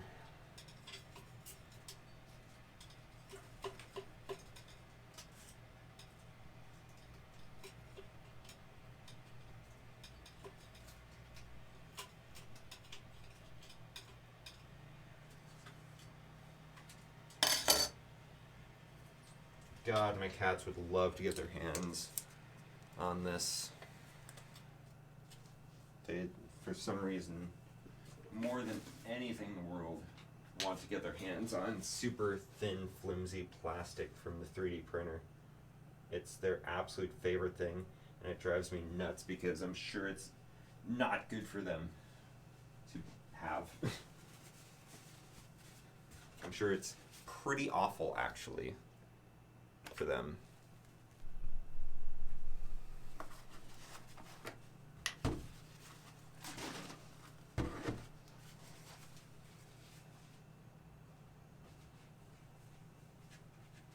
And I'm wiping this down with some isopropyl alcohol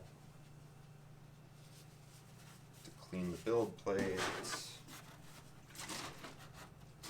Don't ask me why I have a gallon of isopropyl alcohol. It's not actually that long or convoluted of a story. It's just like, you know, I just have it.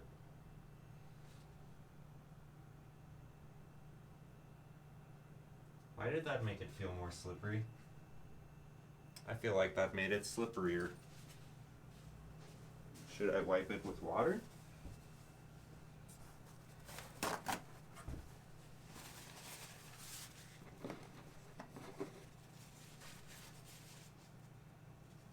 I haven't properly cleaned the build surface in a while.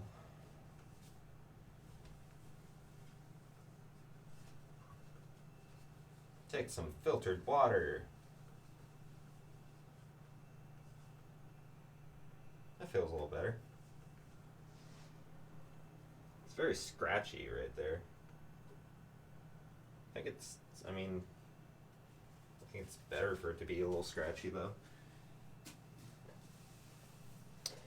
Alright, let's try this again. Yes, please.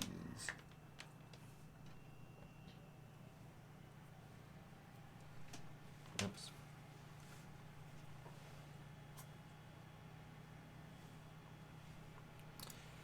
Alright.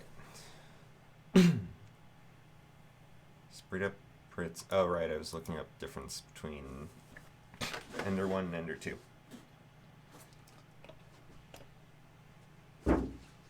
To see if I can, like, watch this video and have it apply. User interface is a small upgrade. Ooh, is that a touch screen?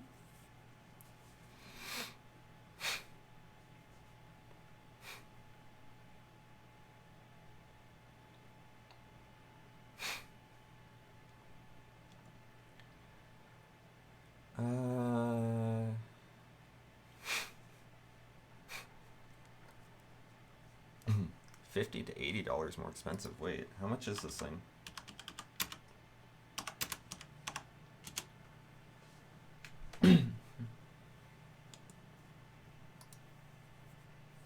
$289. Okay. What is that filament? Hello. I want it. It's beautiful. $289. How much is it on Creality? I wonder if this is really Creality. I seem to remember they have some fucky stuff going on with their website. Lol. I don't know what you lolled at. 262 on Creality 3D Official, which is not Creality's official website.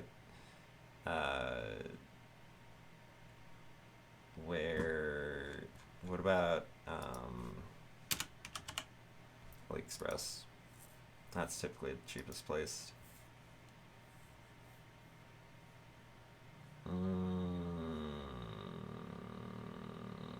Fuck that.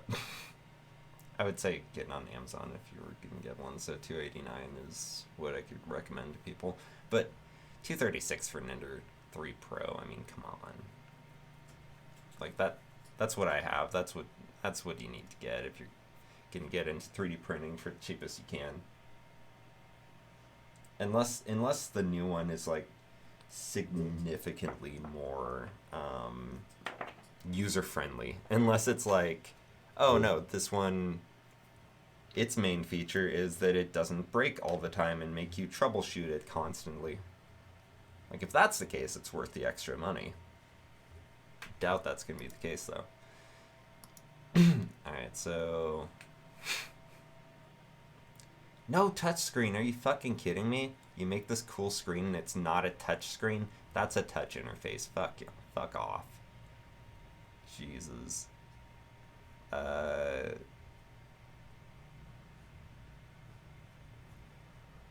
It's suggested under 3v2. Wait, why? Cheap compression spring cause your bed to misalign. Yeah, I know about that.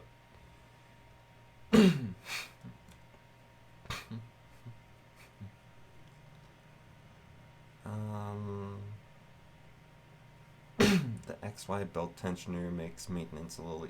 Oh, a belt tensioner, that's nice. That's not exactly easy to do on mine. V2 is much quieter than its predecessor thanks to the upgrade in mother... Oh. Yeah, that's worth the upgrade. Actually. I had to upgrade my own motherboard myself.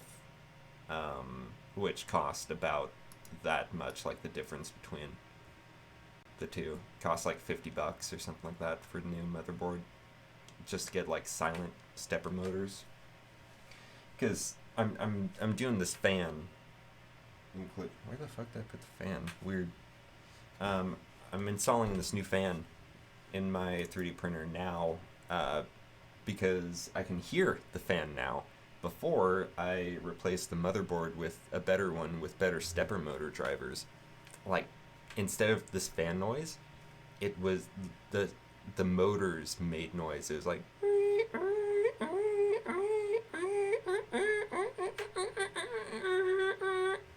It was terrible. And now they're completely silent. I didn't have to change the motors at all or anything, just the motherboard. Go figure. This video, I want to focus a little bit on how to improve and decrease the amount of print time for your 3D printing, but still retaining a high quality final product that is a really nice finish. Okay, so first, just a little bit of context. I print with ABS, I print with a brim, and I print my parts to be structural mainly. So here's the first thing that I've discovered. Now I'm running version 4.7. There's a new version out now as well, 4.71. And I don't remember What this being version do here I run? before, but there's an icon that displays the time 4.6. estimation, but in more Oh. detail. Wait, what? Taking a look at the amount Wait. of time. He's running 4.7 and I'm running 4.6? How far behind am I with Cura updates? Jesus Christ. 4.8! Fuck. Okay. I'm sorry, Kira. I'm 2 updates behind. Jesus. Ow. What?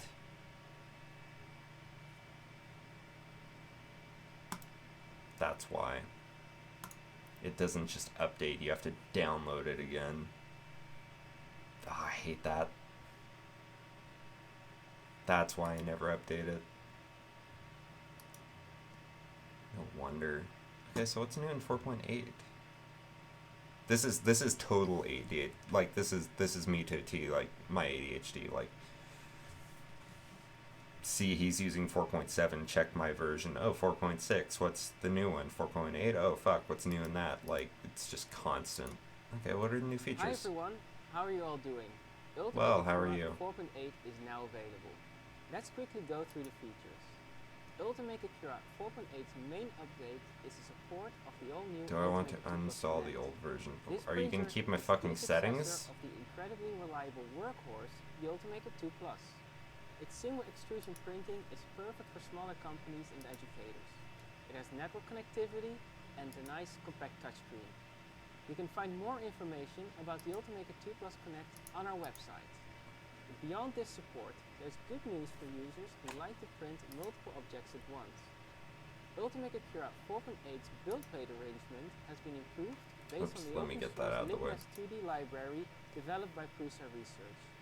It automatically I places need to your objects. stop this. I need to sign into my account because reasons.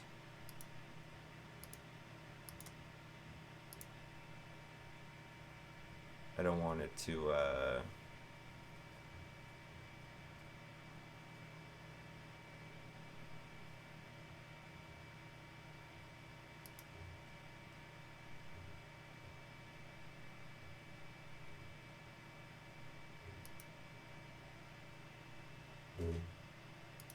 okay, so before I do that, I need Harry's an Ultimaker account.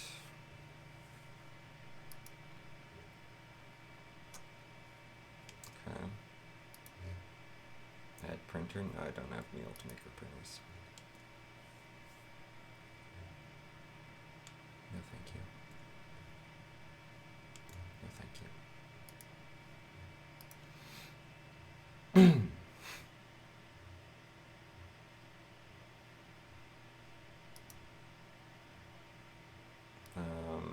Okay, is there any way to back up? Cure backups, manage backups. Back up now. Fuck. I spent all this time like working on like tuning my 3D printer settings and like they could just go away at any moment. Hey, what's up, Lux? What's going on? How are you? I'm 4 levels down into a ADHD hole right now. I'll walk you through it backwards as I walk out of it backwards. It'll be interesting. Okay, so we have auto backups. Cool. Okay. So this is called a slicer for 3D printing. This is where you put the 3D models in order to create a file that allows that the 3D printer reads and actually makes the model. Which you tune all your settings to be like perfect for your printer and everything. So I clicked on download for the new version, 4.8, because I'm on 4.6 right now. And it doesn't just update, you have to download the new version. And it's like, 4.6 is already installed. Do you want to uninstall the old version before installing the new version? Now I can say yes, now that I know that I do have a backup just in case. No, don't remove my configuration. That's what I was worried about. I was worried that it wouldn't keep the configuration files, which would be ridiculous. I didn't really think that it wouldn't, but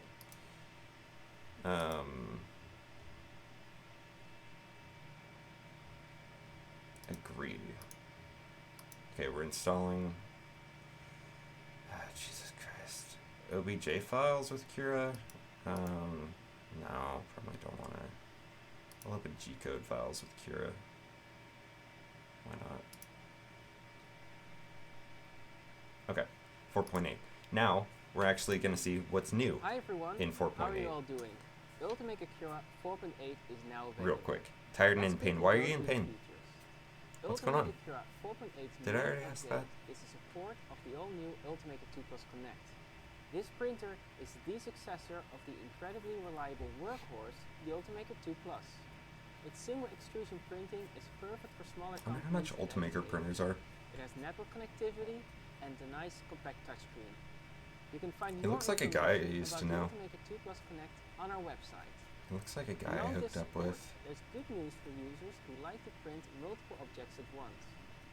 Ultimaker Cura 4.8's build plate arrangement very nice. has been improved based on the open source LibNest 2D library developed by Prusa Research.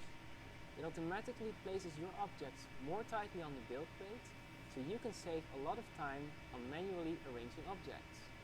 Ooh. Another improvement, when Does a it model do is that placed for lower than the me build too? plate, Even this though I will don't be have an indicated Ultimaker? more clearly in color. Other than that, our friends in the software team have also implemented some smaller optimizations and bug fixes, making Ultimaker Cura again even better than last Dental time. stuff, I can't even really That's it talk. for Oh now. god, that See sucks, you man. I'm at the sorry. next update. I have, okay, it doesn't look like there's too much new. And we worked out the differences between Ender 3 version 1 versus version 2, which means that I can now look at this video, which is what I wanted to find out all along, like settings you can change in Cura to make your print speed faster with an Ender 3. But it said Ender 3 V2. I have an Ender 3 version 1 Pro. So I'm like, okay, what's differences? Are there any differences I need to know about that would make this different print speed-wise? Which there's not, apparently. And then he mentioned that he was using Ultimaker 4 point? Yeah, 4.7. And I was like, wait, what am I running? And I was like, 4.6, oh god, and I did an update check, and it was like 4.8, and I'm like, oh fuck. And so that's how all of this started, and now I'm actually going to watch the video I wanted to watch in the first place. Welcome to my life. Jesus Christ. For printing, it This seems happens to all me the time. that a great percentage of that time is taken doing the inner walls. Well, the inner walls aren't visible. So, looking at that, how do we speed that up? What Let are me the know if the settings we audio can levels adjust to are speed that up? weird or anything. And I had a look, and of course there's 1,000 settings in here. Wall speed. There are settings that you can adjust for wall speed. So Yep. let's take this time down. 8 hours and 3 You probably minutes want for lower comparison, wall speed and though, right? 47% of the time is done printing Oh. inner walls. You can see how much time. Wait. Wait, that's huge. That's big. Wait, you can do that? That's what I wanted. Okay, so I was printing this over here. I'm gonna recreate the setup of. Okay, it's printing better this time.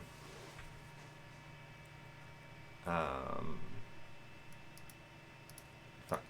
Shit. Fuck. Ah! Too much going on. Too many things for one monitor. I'm doing this. I've for years I've had 2 monitors, like always. Sometimes 3 monitors.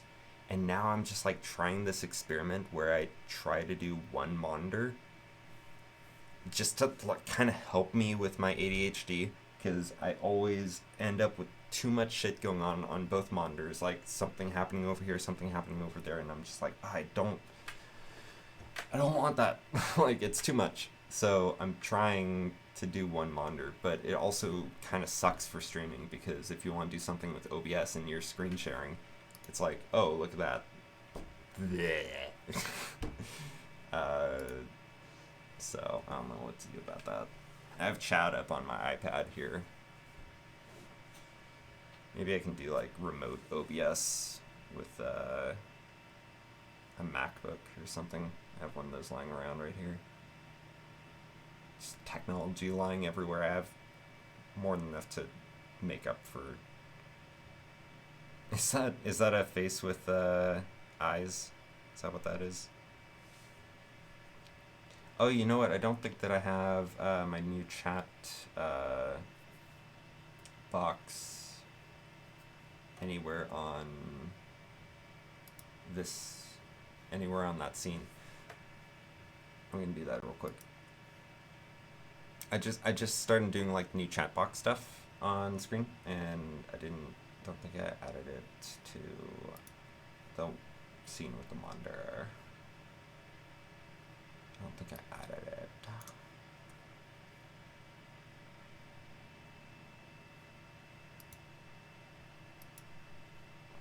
There it is. Where is it?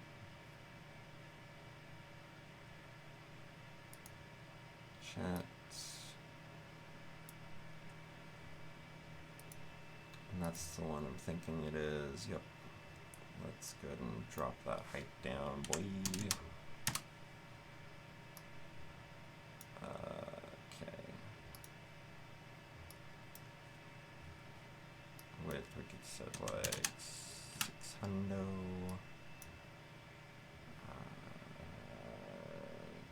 Good enough, maybe? I don't know. Let's set the height to a little higher, like 800.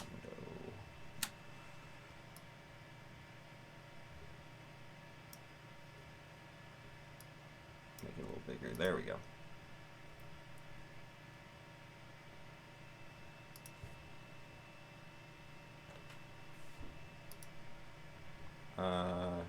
Wait, studio mode. Stop doing that. There we go. Yee. Man, I wish I could just get chat to pop up on the monitor while I'm watching something. 3 hours It'd be and nice. 47 minutes. So here we have the settings. Now, if you change your print speed, I'm on a Bowden setup with the Ender 3 version 2. Changes print speed to 80, for example, and it automatically changes the other settings. So I've chosen 72, for example, in mine. Right, I was going to check and see. I was gonna look at this with him. Okay, so go and find the shroud thing that I'm printing off. Come over here. That is not the orientation that I had it. That is a very dumb orientation. Ooh, that's nice that they added arrows to these. It was hard to see which direction they were facing when you were at a weird angle before. Alright, and I had it... Whoops, nope, stop, no, God, no. head over this way. I'm sure that doesn't really matter, but... Okay. Slice. It should say like 6 hours. 6 hours, 40 minutes. 7 hours, 5 minutes. Okay, that's a little bit more. Let's see what it says. Infill, half an hour. Inner walls, 1 hour. Outer walls, 1 hour. Really? Retractions.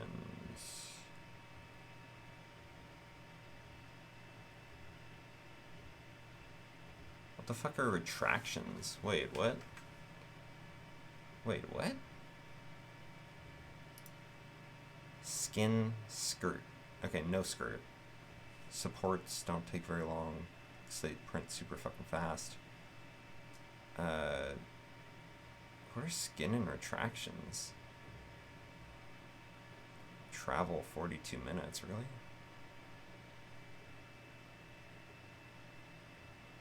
Okay, so skin and retractions, he might mention those in this. There's an icon that displays the time estimation, but in more detail. Taking a look at the amount of time for printing, it seems to me like a great percentage of that time is taken doing the inner walls, but the inner walls aren't visible.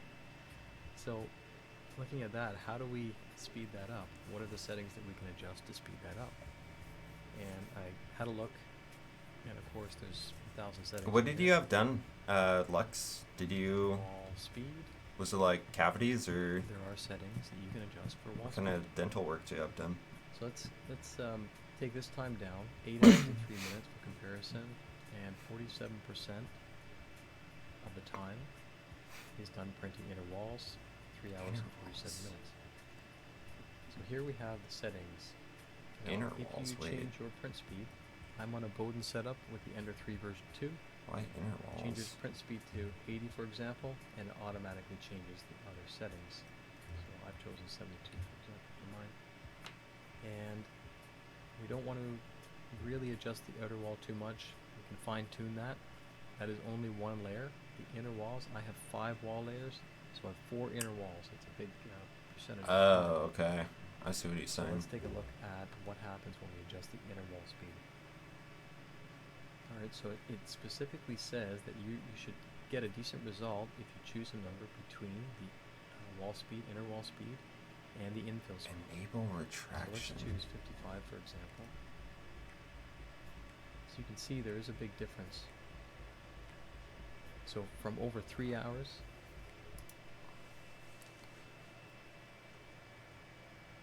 So wait, what was the difference in speed that he had?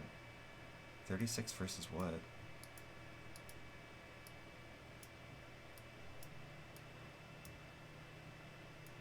40? Wait. set up with the Ender 3 version 2. You should get a decent result if you choose a number between the wall speed, inner wall speed, and the infill speed. So let's choose 55, for example. Oh. So you can see there is a big difference. So from over 3 hours. Yeah, that cuts a Hours? significant... That cuts an hour off. 2 hours and 37 minutes. 38% I would like an versus hour off. 47% of the time is done printing inner walls. Okay, so... Inner walls are about as much as outer walls here. And for him, they are much more. But it depends on your surface area and how many walls you have. How many walls do I have?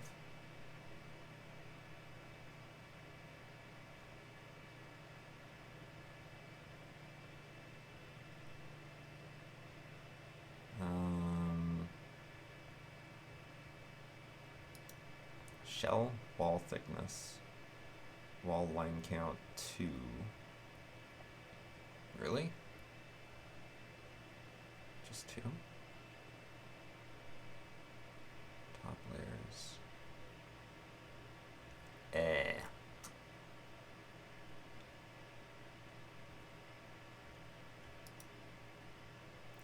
retraction. Retract the filament when the nozzle is moving over a non-printed area. That seems important. Why is retractions taking an hour and 41 minutes?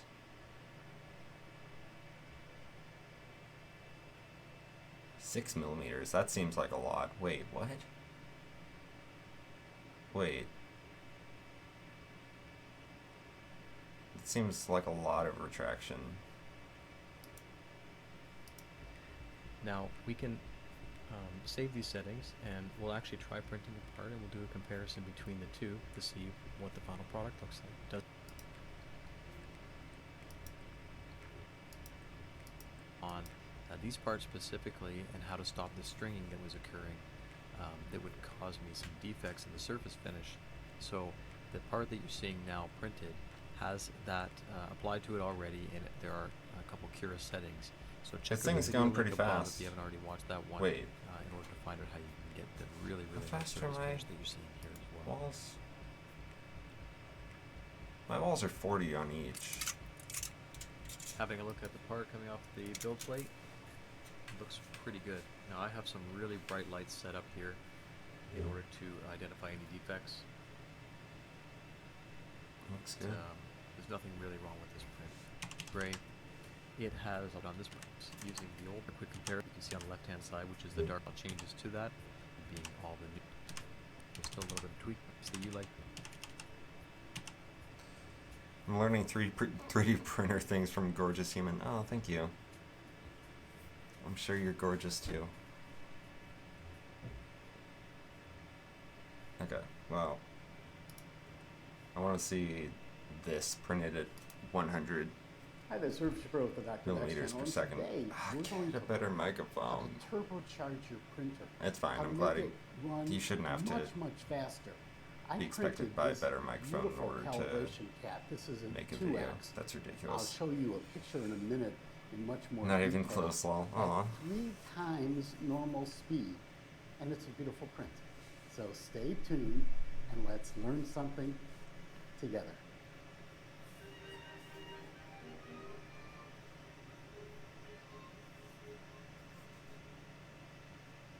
The keys to printing very fast. Is his name is Dr. You need to Vax? ensure that number one, your printer frame is very stable. Because Why? the faster you go to print, the more vibration you may Is that his cause. actual last name? And the more vibration, the more likely you are to get ghosting and other artifacts on your print. There's no ghosting at all on this print. The only artifact at all is I probably should have had one more perimeter because I can see the infill a little bit. This print is extremely clean. Let's look up at a larger picture of this. You'll see the top edges are very sharp. Yes, that reading is super for clean. How printers. did you do it? Well, the first thing you'll see here is that there is a dramatic difference in print speed based on overall slicer settings. So we go. Okay. Draft acceleration jerk off. What? 100 millimeters second. Draft 0.20 Go from He's gonna 239 have to minutes explain this. down to 65 minutes to print the 0.15, same print. 20%. The first set He's of just talking changes about are pretty infill here. obvious. We change the layer height, the amount of fill, then we increase the speed, I think then I we used turn off 0.2. acceleration and jerk. Yeah. Let's go through these in a bit more detail. Of course, Before using we do, let's look what I did physically to the printer 0.5s can be a to lot enable higher print speed. slower. You'll see here a picture of a Prusa i3 Print layer height is basically it's basically how big the layers in a 3D print are. So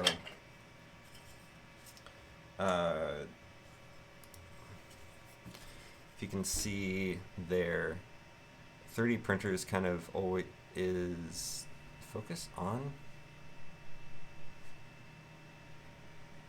Oh, I'm using the wide angle, so of course focus isn't. Can't focus with the wide angle, but you can kind of see some layers there. Like 3D printers print in layers, and you can always kind of see the layers with these kind of 3D printers anyways. With other 3D printers, there's some that just like rise up out of a pool of resin, and those are super high resolution. Like, you can't see the layer lines with those. They're super nice, but they're also a pain in the ass because you can't get the resin on your hands, and you have to like bake them afterwards to cure them and stuff like that. But the layer height is basically just how big those lines are. So if you have lower layer height, like 0.15, like he was showing in his graph here, that's millimeters. So 0.2 millimeter layer height versus 0.15 millimeter layer height, you're obviously gonna have, it's gonna take like a quarter again as long to print,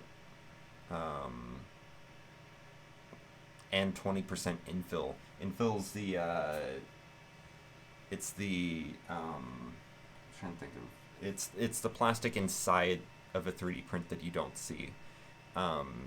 It's like the filling of the print. So you have like the walls of it, and the inside you just have like crisscross of plastic, so you don't have to fill the entire thing with like solid plastic.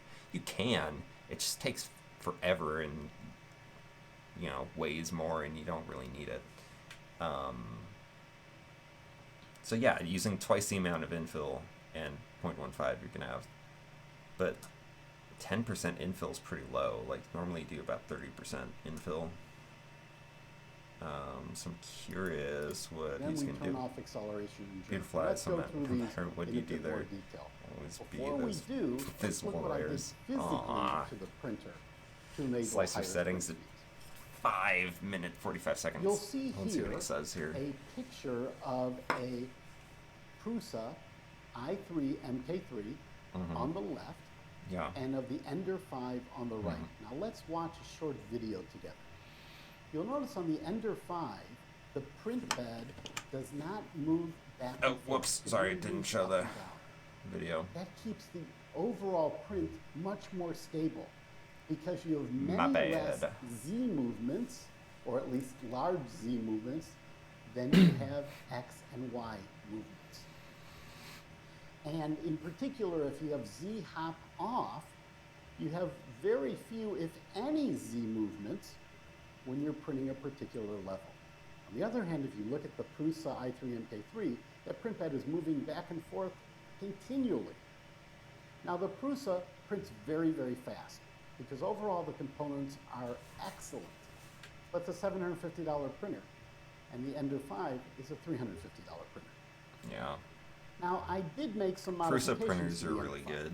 The first modification here, If you can see afford on this 'em. picture, is I They just replaced work. the couplers and the Bowden tube with a Capricorn tube, Whereas which is Enders, much they more precise. they're super cheap, but they also break. allows printing at higher temperatures. They make really good and quality much better stuff if you couplers. get. You also if you get them see I tuned have right. an easy ABL bed leveling kit.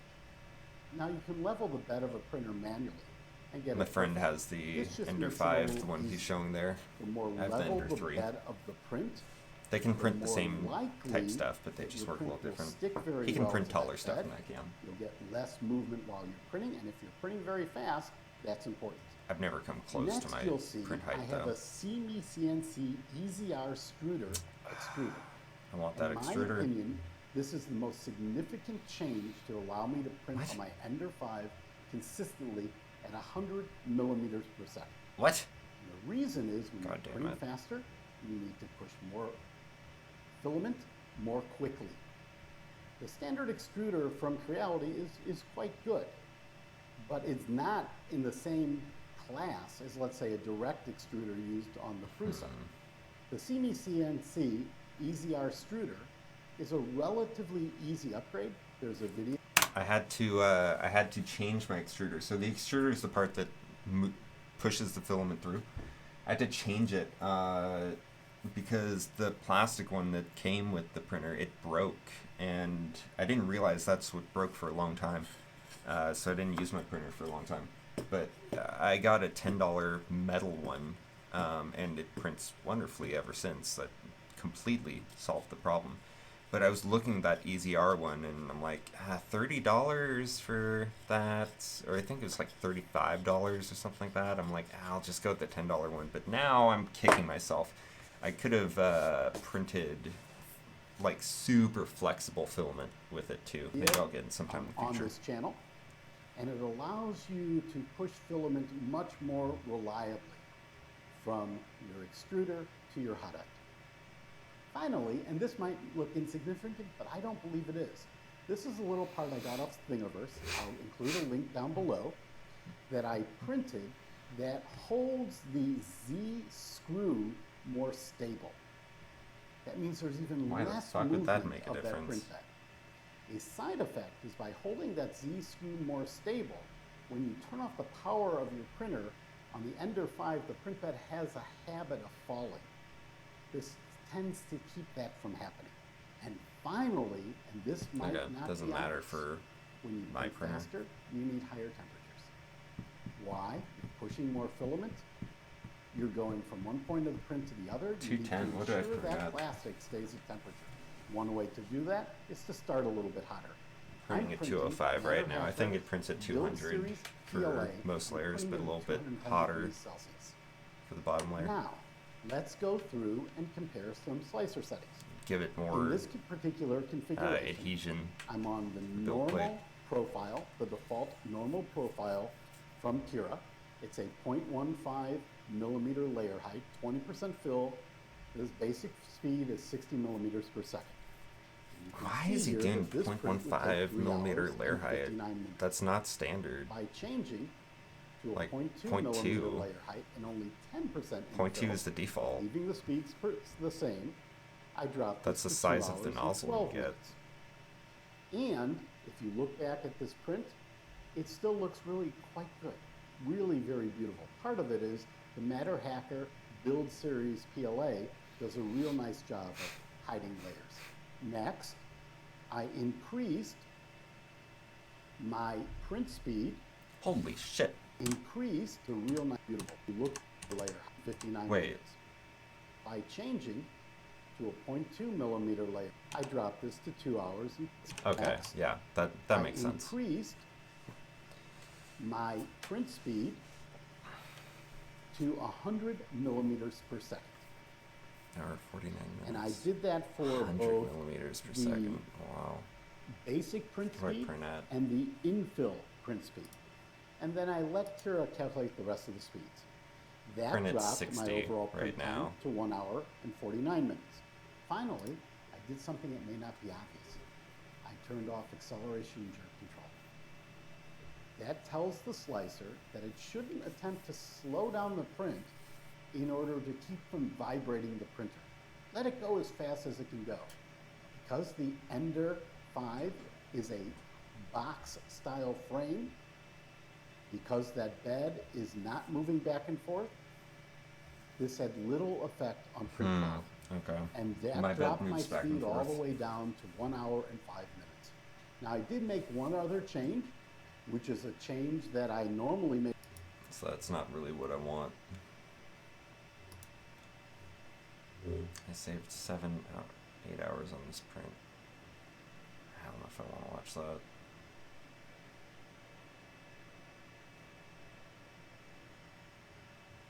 Three print parts twice as fast with You simple melt the slicer filament tweaks. quickly and in a controlled manner to turn it from a solid plastic into molten plastic so it can be extruded out of the 3D printer's hot end. But then you need it to cool, because if it comes out and then it's just molten, then it's just going to sag and your print will just fall apart. And that can be a significant issue when trying to print faster, because you can see whole layers that haven't completely solidified and cooled. As you start to build on top of them, parts just start to lose all definition and it all falls apart. And then finally there's rigidity. You can imagine you've got a big heavy hot end moving around, move it quicker, start to get frame resonances, start to get inaccuracies, the whole thing shudders, and you start to lose dimensional accuracy of your 3D printed part. I've done a video on ghosting which demonstrates this very, very well. When you do small movements, it can lead to vibrations and artifacts in the 3D printed part's surface. So that's another limitation of your print speed as well. So what I'm going to show you in this video is what works on my Prusa Mark III, and it's transferable to any other printer but your results may vary. You might be able to go way faster reliably, or you might have a limitation where you can't quite go as fast. My settings are quite conservative in terms of a fast draft setting, but I find them to be very reliable, Okay. and I had no failures when printing these parts. Obviously, there has to be some Like sort getting- of trade-off getting to the, reduce the print. Getting the printer settings, the slicer settings proper and just like fixed and like this is how it prints. Like I want that so bad. I want to be able to not worry about it, you know, just be like the only thing I have to change is how much infill I want and whether or not I want supports. And that's it. That's all I want to be. That's all I want to have to worry about. And layer height. Like if I want to like print some jewelry or something, some earrings, like I'm gonna print those at height at a lower lower layer height for better resolution. Time on an FDM 3D printer, and that would be your layer height and infill. So if you have a layer height that's 0.15, for example, and then you change it to 0.3, you can effectively cut your print time in half, but you lose some definition. It depends on the print if that will be noticeable. For vertical faces and walls, not really, and top fields, obviously no difference. But for delicate sides and text, small details, you will start to suffer a decrease in print quality. What the I've done a fuck whole is printing that? 101 already on layer height and nozzle size in this video. What You was can he go check it out. printing? That should help you get a bit more information in terms of that. I But just let's had the jump right idea into to print a Prusa Slicer, and I'll show you chessboard. my custom setting, which is 0.3. Stupid Wait. fast. Alrighty then, here we are in Wait a Slicer. second. Wait a second. Hang on. Hang on a second.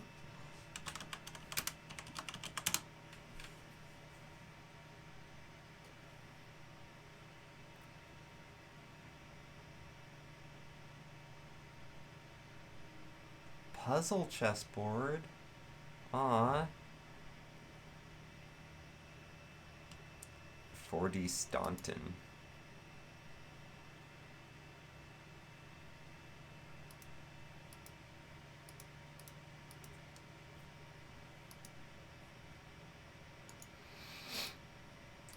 I'm doing this. So beautiful, I had to do something, but I'm back now. Oh, thank you for coming back. I'm looking at chess pieces.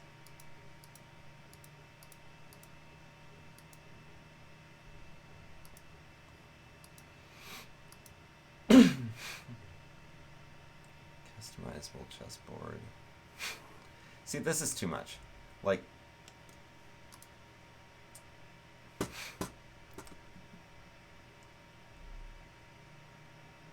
wait, so how many squares are in a chessboard? Hang on.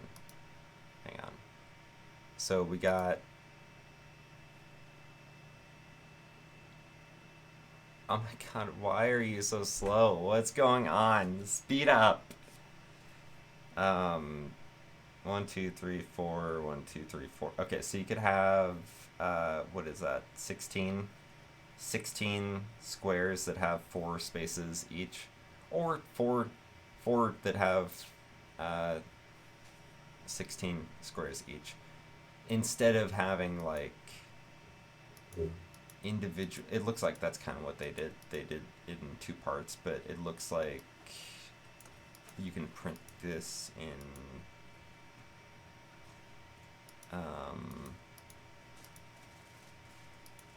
wait, what are the,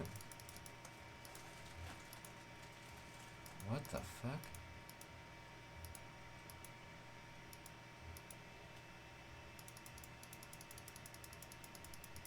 What the fuck?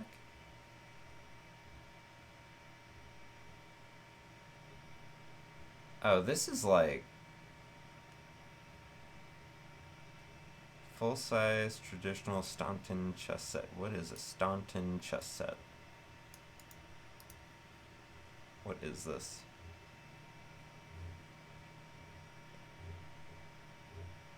House of Staunton offers chess sets of all types. Oh, there's a Wikipedia thing. No, fuck that. Staunton chess set is composed of a particular style of chess pieces used to play a game of chess. Okay, so it's like very traditional and for competitions. Okay. Okay. So you can print one of those.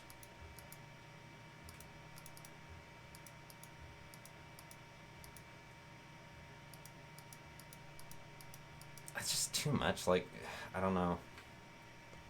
Let's see what people's makes look like.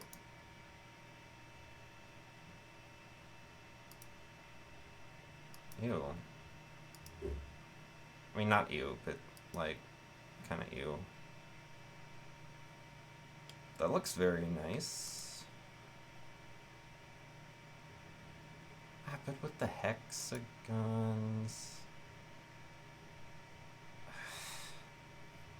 It's just like... Whoa. Hello. Yeah, see, this is what I'm talking about. Like, if you're gonna do something, make it unique. Is that their layer heights? Why do those look so weird? Weird. Yeah, their layers are very prominent. And I'm not sure why.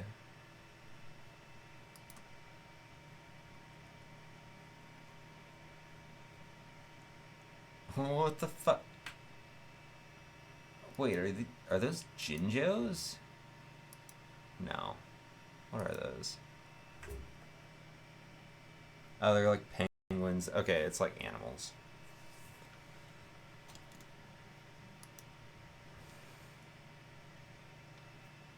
Got some Star Wars chess.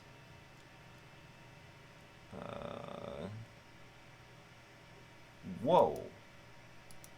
Hello. Ooh. Ooh, baby. Look at that. Wait. Source. You got source from that? No fucking way. You used other shit. What did you use?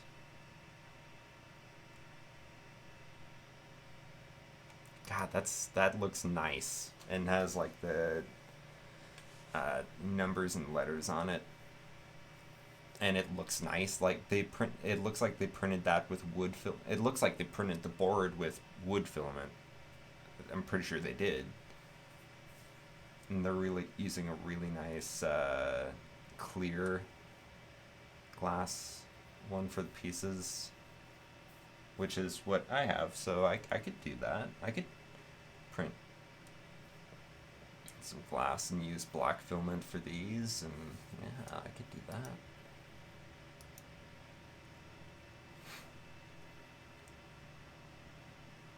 I wonder how much filament these would take. I like the blocky. Where are these people getting the cool pieces and stuff? That's what I want to know.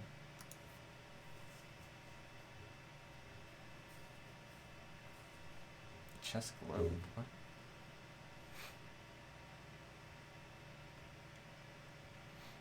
$16 by 16-inch chessboard.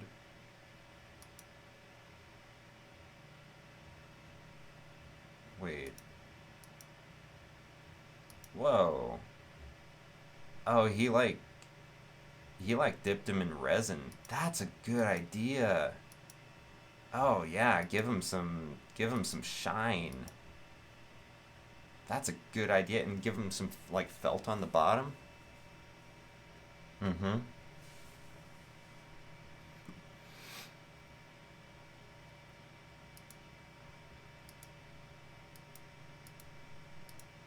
And this is 16 inches. Printed only 4 sections as opposed to 16.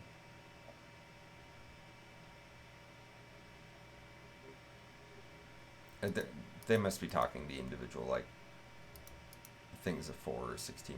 inches. Like this is 16 inches across. Wait, how long is 16 inches? Wait. 16 inches is significant, isn't it? Oh, yeah, okay. It's like that long. It's a good sized chessboard.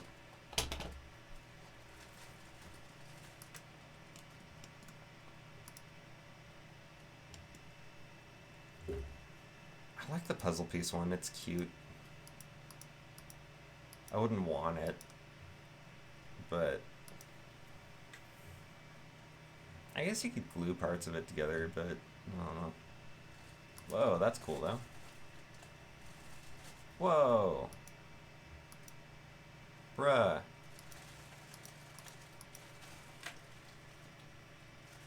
How are they doing that stripe? Did they paint it? Pausing to change colors and the failures that come with that. Whoa.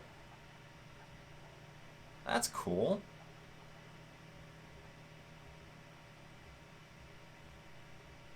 It's really cool.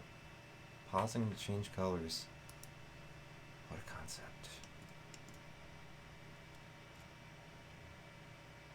Vertical chessboard. Cat-proof chess. What?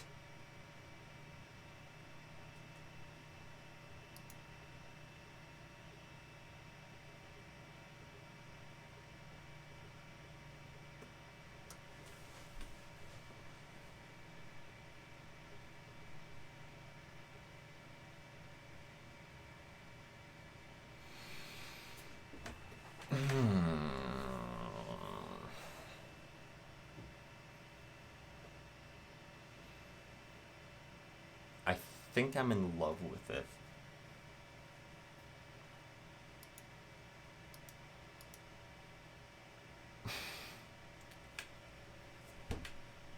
I love this. How the fuck do you print it?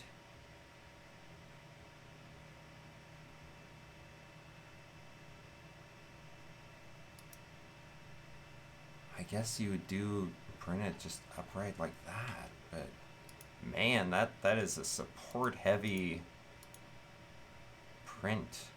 Man. That is beautiful though. Like most cats, my kitties look like adorable piles of fluff content on living the quiet life of napping and purring, but in reality they're little balls of evil and hate intent on destruction. The favorite satanic activity is to look me dead in the eyes while knocking down something that will shatter, but unattended chess pieces will do in a pinch. That's why I made the vertical chessboard. It can be easily mounted on a wall, up and out of the reach of their little paws. Chess pieces were modified from Terry Perry teas. Wow. That is, like, design. Like, that's can you even buy a vertical chessboard? Hang on.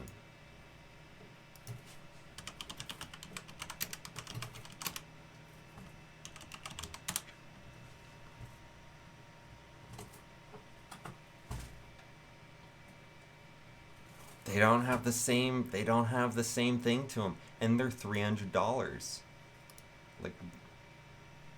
Like it's nice, but it's shelves. Like, it's not the same. Yeah, they're in a square, but they're sitting upright in front of the square. Like, it's not the same. Like this, no. This. Like, the pieces are on that square. And they're curving up. Like,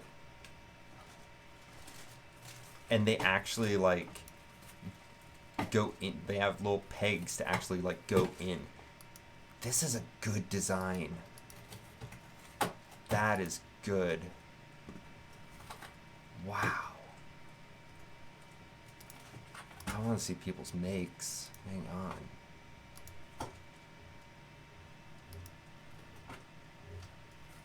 CAD-proof chessboard. Wow.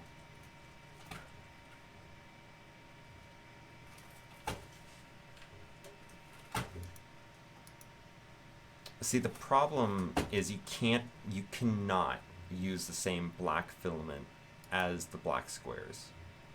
And you can't use the same white filament as the white squares.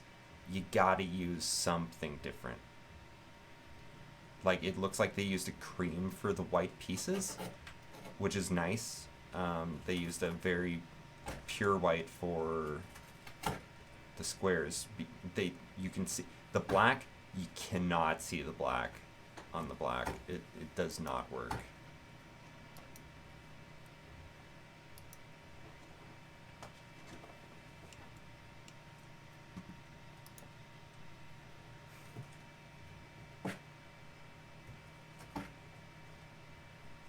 Oh, interesting. They're doing it the other way. Wait.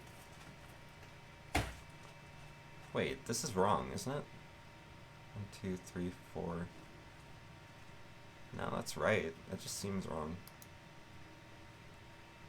Huh.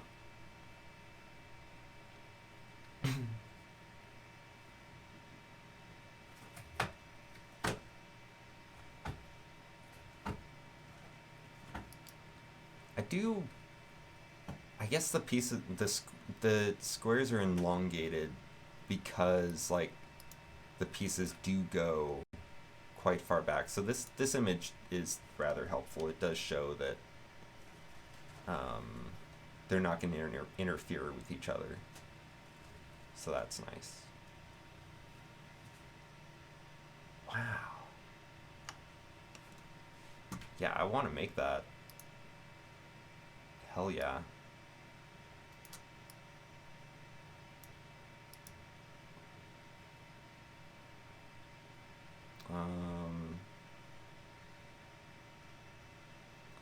Files.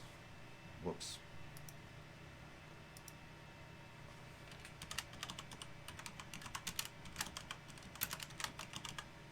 Vertical chessboard.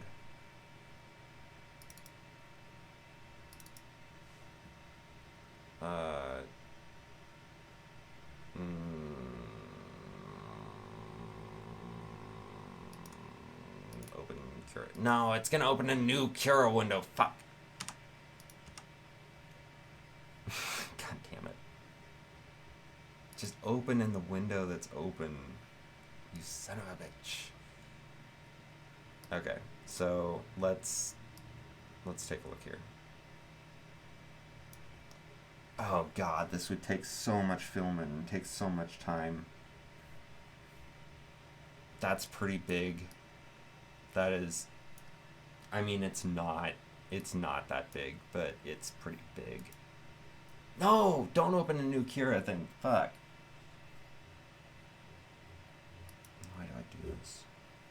Okay, so bishop, king, knight, hang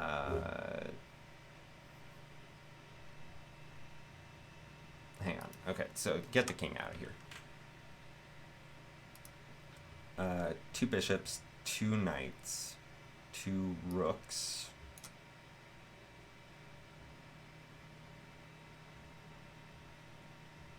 And can I fit 5? 5? 5, right? 4? Wait, how many squares are on chessboard? 8 across. Okay. So can I print 4 pawns? Yeah, I can fit 2 more pawns, I'm sure. And are the king and queen about the same size? Like, are they about the? I guess I'll just throw them in here. King and queen. Anybody queen? There we go. King and queen are basically the same size.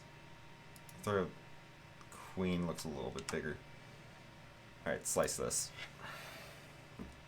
How long is that gonna take? Oh, it's having to think about it. Oh, baby. I know you can't see down the corner. It's, I'm putting this one through the ringer. I've never seen this program slice so slowly. It's like trying to figure out, like, okay, how the fuck am I gonna do this? And I'm with you there. This is a tough one to print. 18 hours, okay. Okay, Jesus Christ. 18 and a half, okay.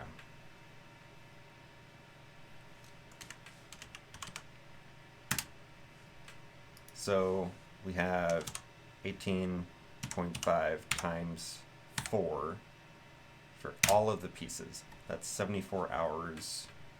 Okay. Get rid of everything. Oh.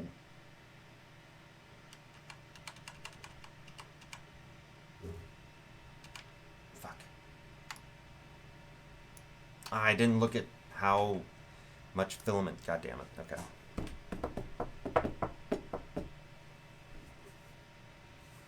Put it through the paces again. Make it work again for no reason. It's like, hey, I just did this, asshole. Oh wait, I had the. It's a little bit.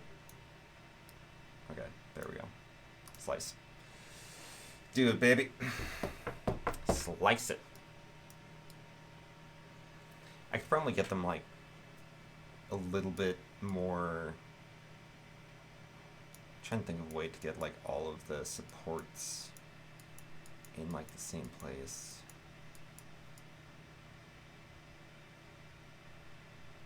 I don't know if that would help though. I wish there was like a thing in here, just be like, rearrange these in the best position, please. Auto rearrange. Is there a thing for that? Auto arrange.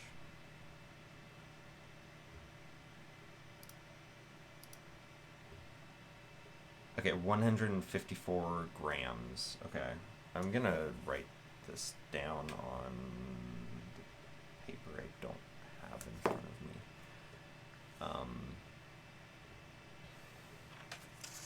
There's the paper. Okay, so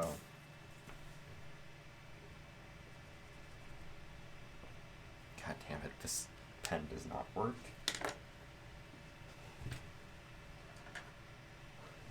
Marker 154G.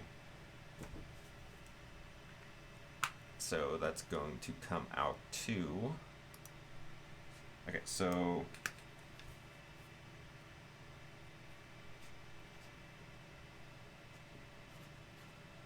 pieces are going to take 74 hours.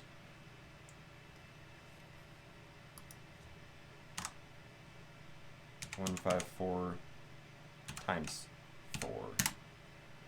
Take 616 grams. Okay.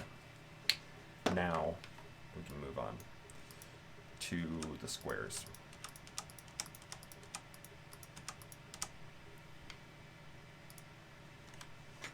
Okay.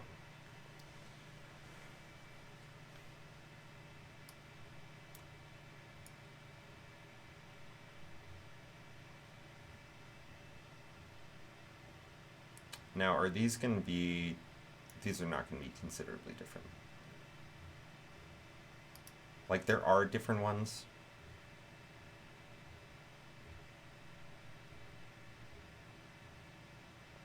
Okay, how many do we need to get, like, 4 to make this a 4? I'd need 16, so that's not going to happen. Let's see, there's, if I do I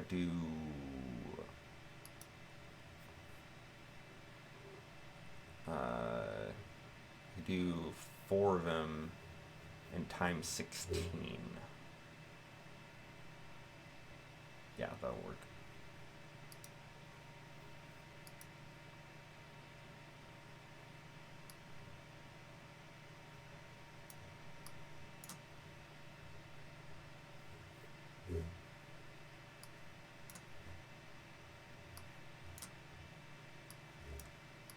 Well, don't be stupid, Kira. Like, come on.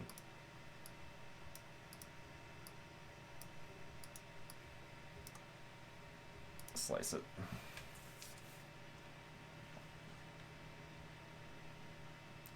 $13 hours, 1 minute. Okay.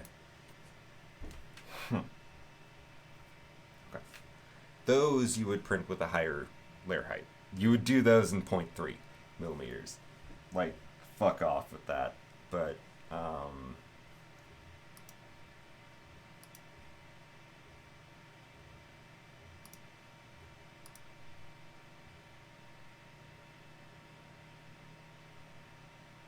okay, 10 hours. Jesus Christ. Actually, I don't think you'd need support. Let's take support off, see if that takes any time off. Yeah, I didn't think it was going to be printing supports anyways. Okay. Fuck, no way. There's no way I can do this.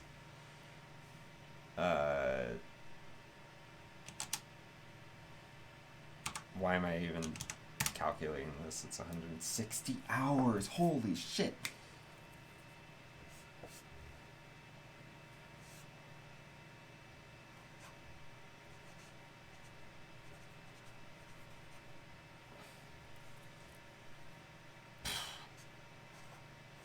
$160 hours. Fuck that.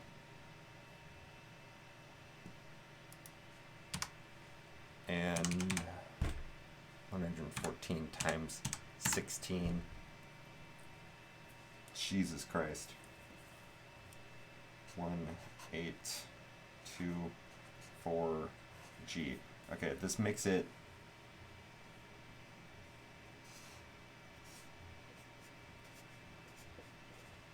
come to a total of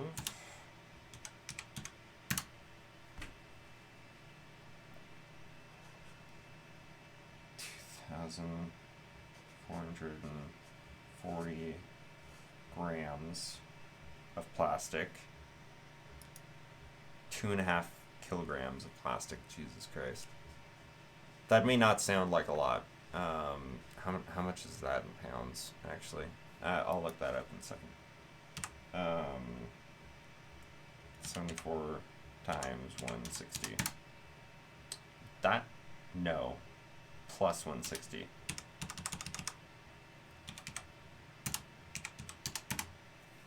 Good. 234 hours, which is 9 and a quarter, 3/4 days. 9.75 days straight. Fuck that.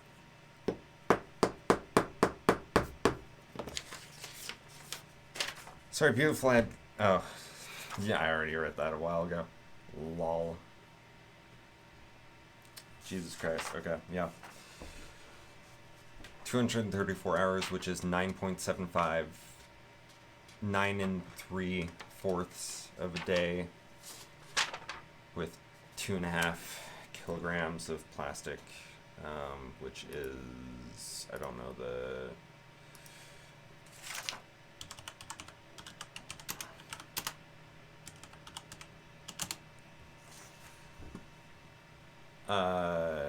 So that would be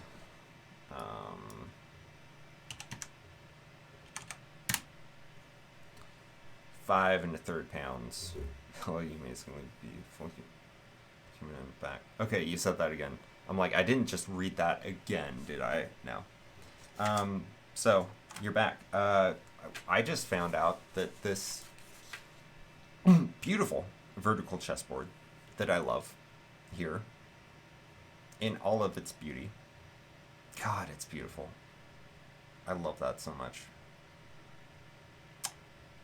I just found out if I wanted to print this, if I wanted to make this, damn thing would take me 234 hours or 9 3/4 days straight printing, like non-stop. And I don't think my printer can handle that non-stop. I don't know. I'd have to get like a cooling fan in there probably.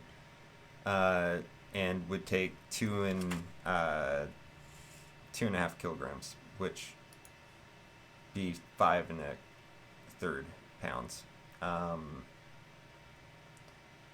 Which I would probably do it with a little bit nicer plastic than the cheapest. So we would end up going 0.44 times 25, let's say. It cost me like $61. No way am I gonna make that. No way. I could print some stuff in lower, like, if I was to do this and if I made it like, say, 10% infill, right? Because being light would be better anyways. Come out to 84, which would be 84 times 16. What the fuck just happened there? 84 times 16. Which would come out to about half a kilogram less, so that's chop like $13 off. Something like that. It's still not worth it. It's very beautiful. But it's a beautiful idea. I'm going to like it.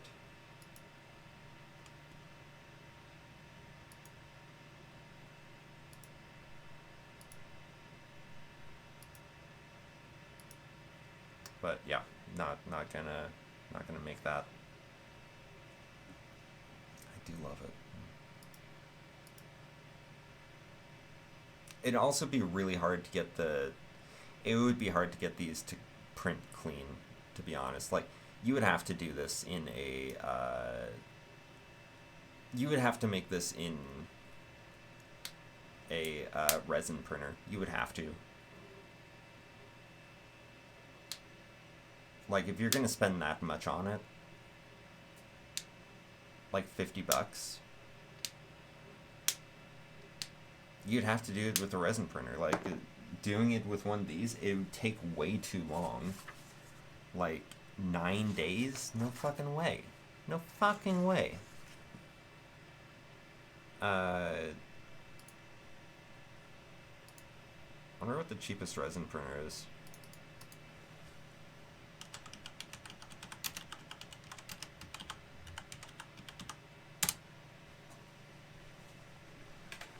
$229 Before we get started resin with this printer. video, I just wanted to take a moment to talk about safety and longevity.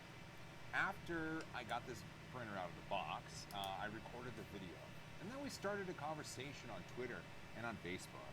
And a lot of people are very curious because low-cost machines mean it's going This one's a lot What's going on, you guys? shorter Jess video, here. This and is it's the Sonic Mini. It's a brand new resin 3D printer by the folks over at Frozen. It prints great, it prints crazy fast, and it's only $200.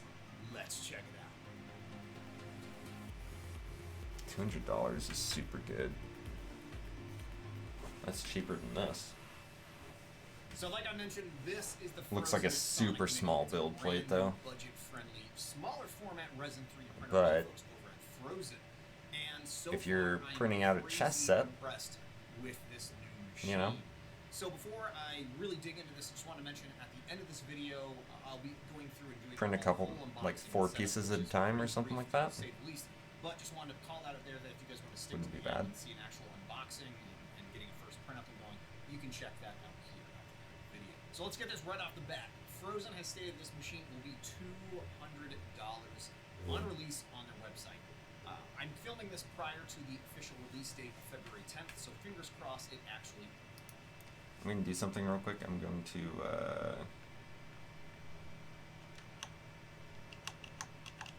I'm going to change the position of where I am on here because I'm looking this way and being over on the other side of the screen's a little weird. Is $200 because I don't have a chance to edit this beforehand.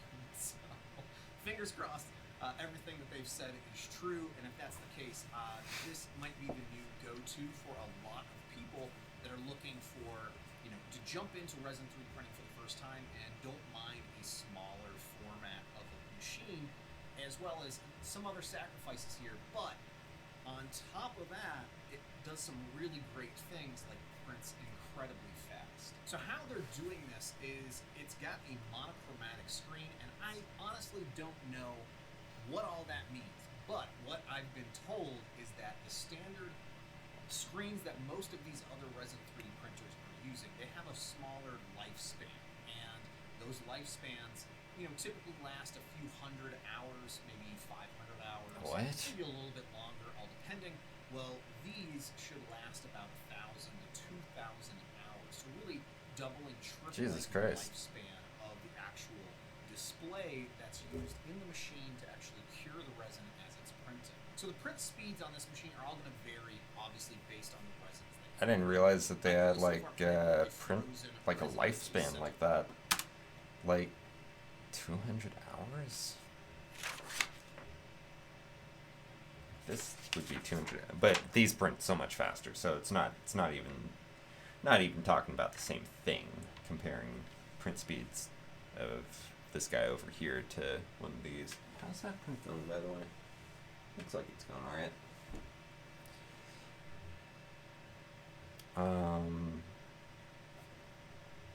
Wow. Yeah, how these work is this plate right here.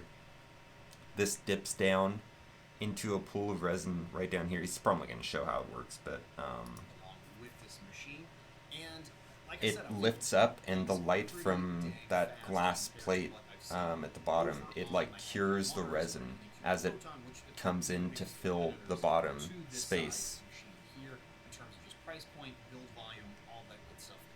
The ease of use factor in this is crazy straightforward. The touchscreen display works very similar to a lot of the other machines. It's actually even more simplified, I think, than a lot of the other machines. We've got the USB port on the side, which is awesome, not in the back. The power supply is on the back there, so you can flip that on and off. And then most of the other components that you're going to see here are all plastic versus aluminum or metal that you see in some of these other machines. This is all metal, the frame and the arms here, and then the actual build plate. But the actual vat itself is a clear plastic, which is really cool to see. So I mean, one of the big call-outs and factors here that I think 3D Print Farm, who I watched his video prior to even working with this, and I'll have links to his channel here. So he and a bunch of others have mentioned that, it's really cool that you could actually see, depending on the resin that you're working with, see if the build plate is adhering, because this is transparent and I can actually see through this. Or I can see how That's much nice. resin is left in here, and if I need to actually top it off, more or less, while it's continuing to print.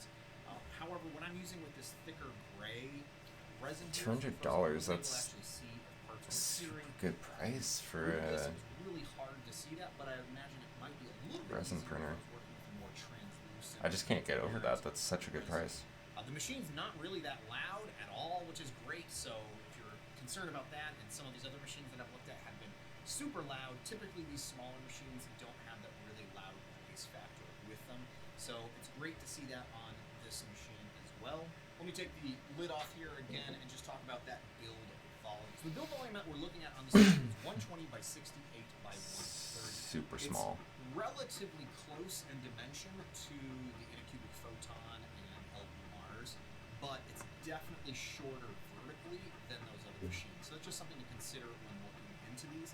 But again, that print speed factor is These are what you want for like if you're doing I like was literally saying, Dungeons and it's Dragons about minis or something like 20% that. Like time savings when using this printer. But again, it's kind of an apples Or any kind of like action really had a chance to figure dig in stuff, and really. test the Seartec Fast Okay, it's resolution. getting Pretty cold much in here. I all need of to turn my the heater back on. machines choosing what Frozen sent over to me for this particular It is video on. and for I need this to turn it particular up. printer, and with the settings that have been supplied. And I So did sorry have about to the noise. a little bit because I was getting some print failures, but once I made those small adjustments, I was still seeing an incredibly fast print speed and some ridiculously nice prints.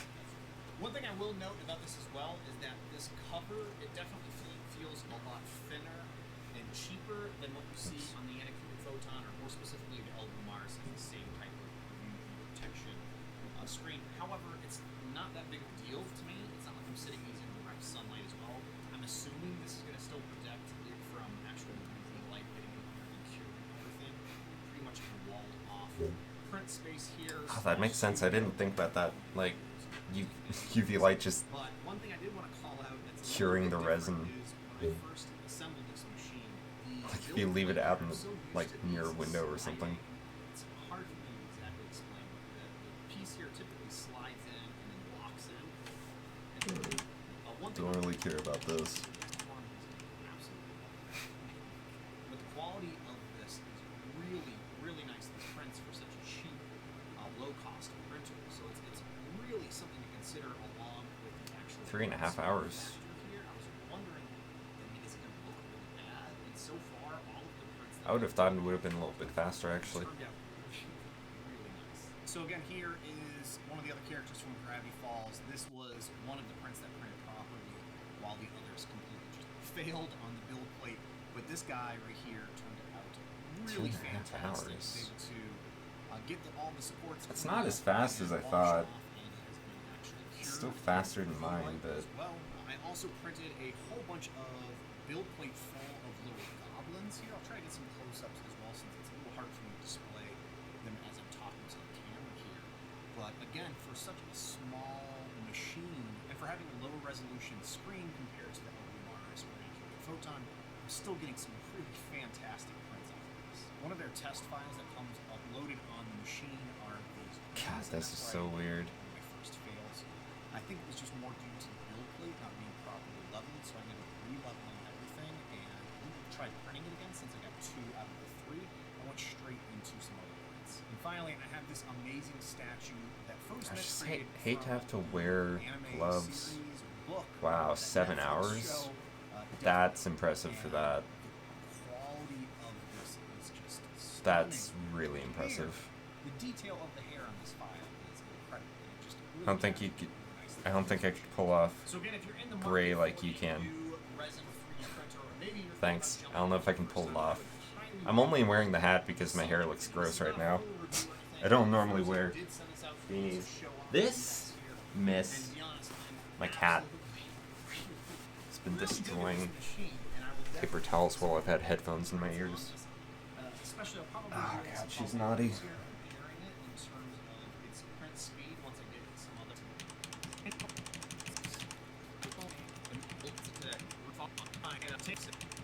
With some foam feet Alright, here that I'm I done. can stick on the bottom.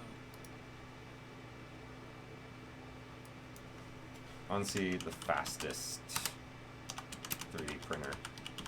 I want to see some industrial shit, man. I don't know why I'm on such a 3D printer kick right now. Can a Core XY printer print faster than 500 millimeter per second? Let's find out.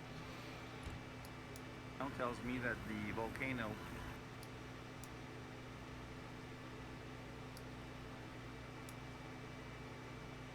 Does he succeed? He doesn't even make anything cool with it? Possible for it. Come on.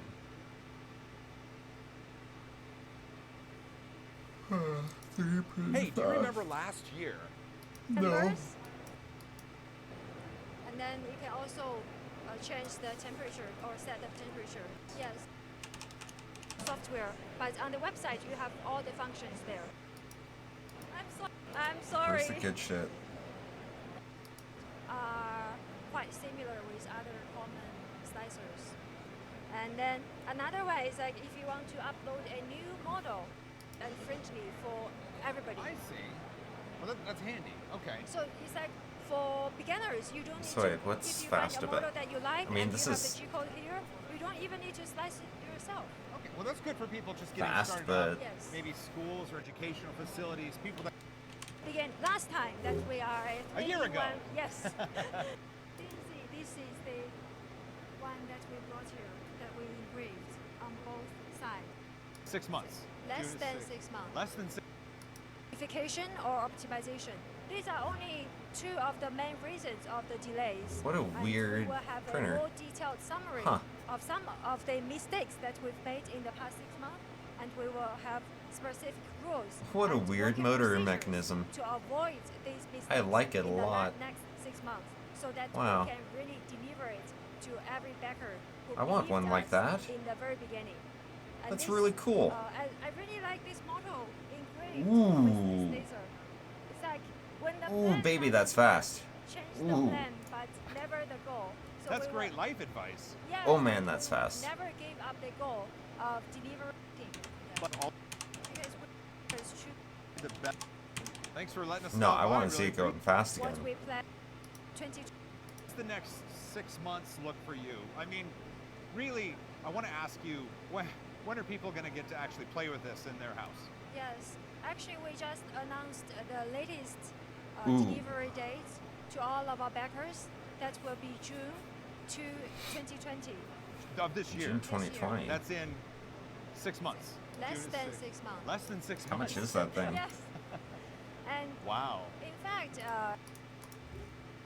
The closed loop 3D printer.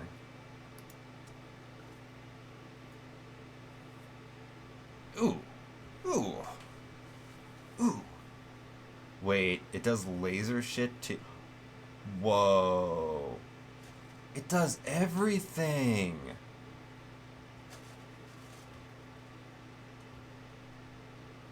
And it just like snap in different things. That's amazing.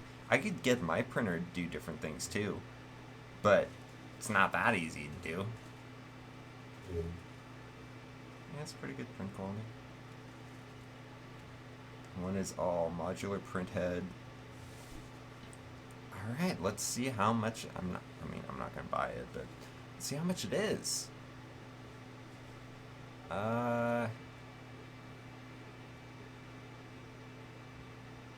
You know, not terrible. That's expensive.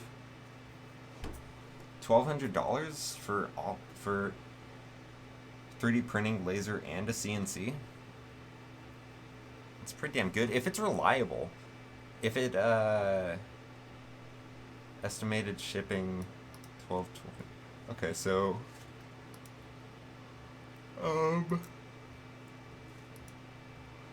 was it IVI or LVL? I can never tell.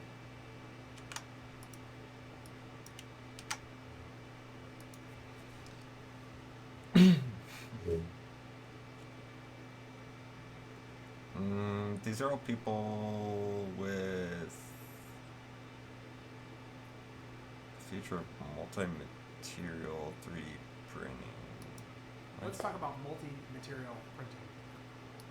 The kind of 3D overmolding, being able to, that's a little bit more details. So let's start with the paper here. I don't know exactly when this was published, maybe a couple days ago, but it just came to my awareness today. Some And this is the, multi-material printing. December 2020. Come up Not with a way. as dense as in there's another. Bleh, I'm bored. See, I want I want to see people with this printer. Have they not shipped yet?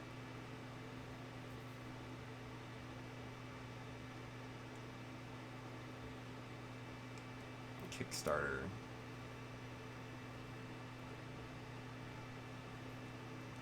Updates.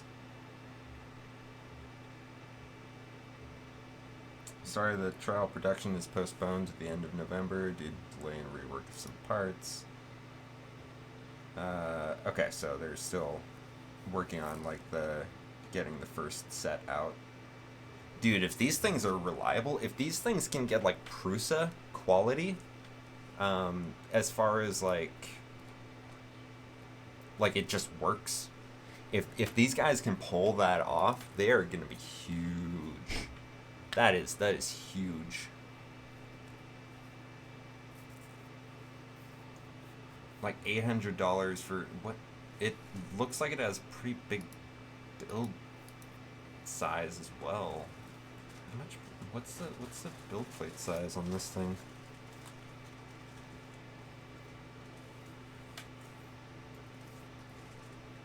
Anti-clogging ceramic tubing. Good success rate, nice.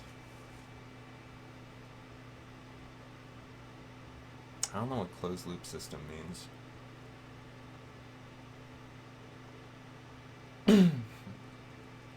What the fuck? $300? You could have gotten one for $300? That would have been awesome, man. I mean, you're basically buying like their like beta test machines. But man. Yeah, that would have been awesome.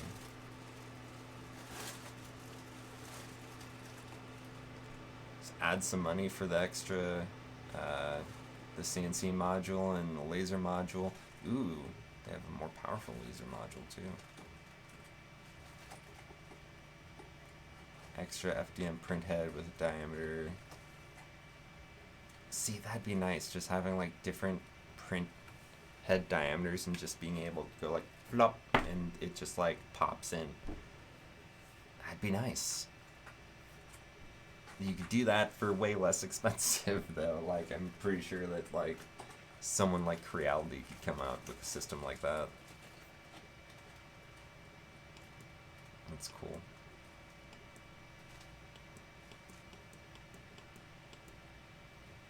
Alright, I'm gonna hop off soon. Been streaming for a little bit. And I need to go shower and probably I need to figure out my sleep situation for sure. No.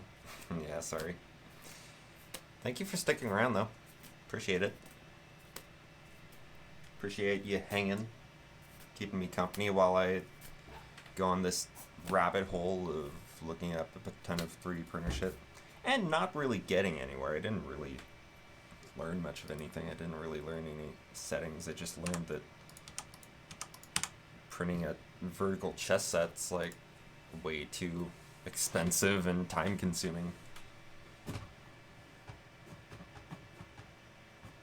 Have a good day, Toaster. Toasty. Hope your day goes well.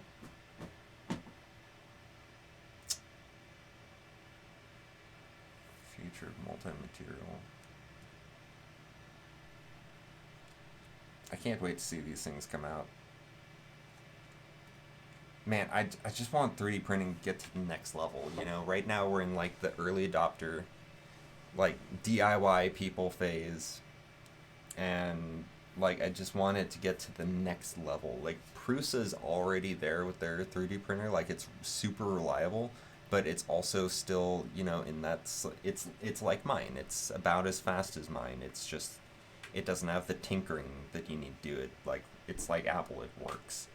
I just want to get to that next phase where it's like, oh, hey, go spend $200 on a 3D printer, and so you can make stuff, and you can recommend it to anyone because it's so easy.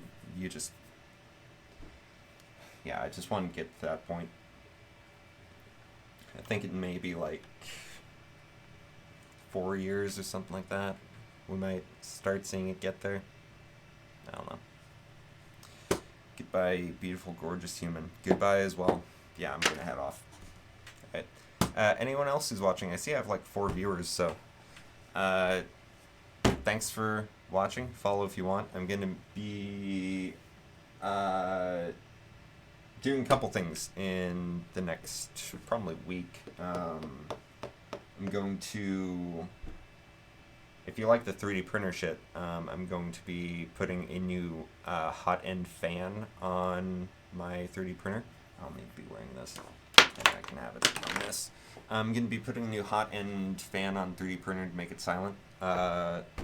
which will be interesting. I got a Noctua fan for that.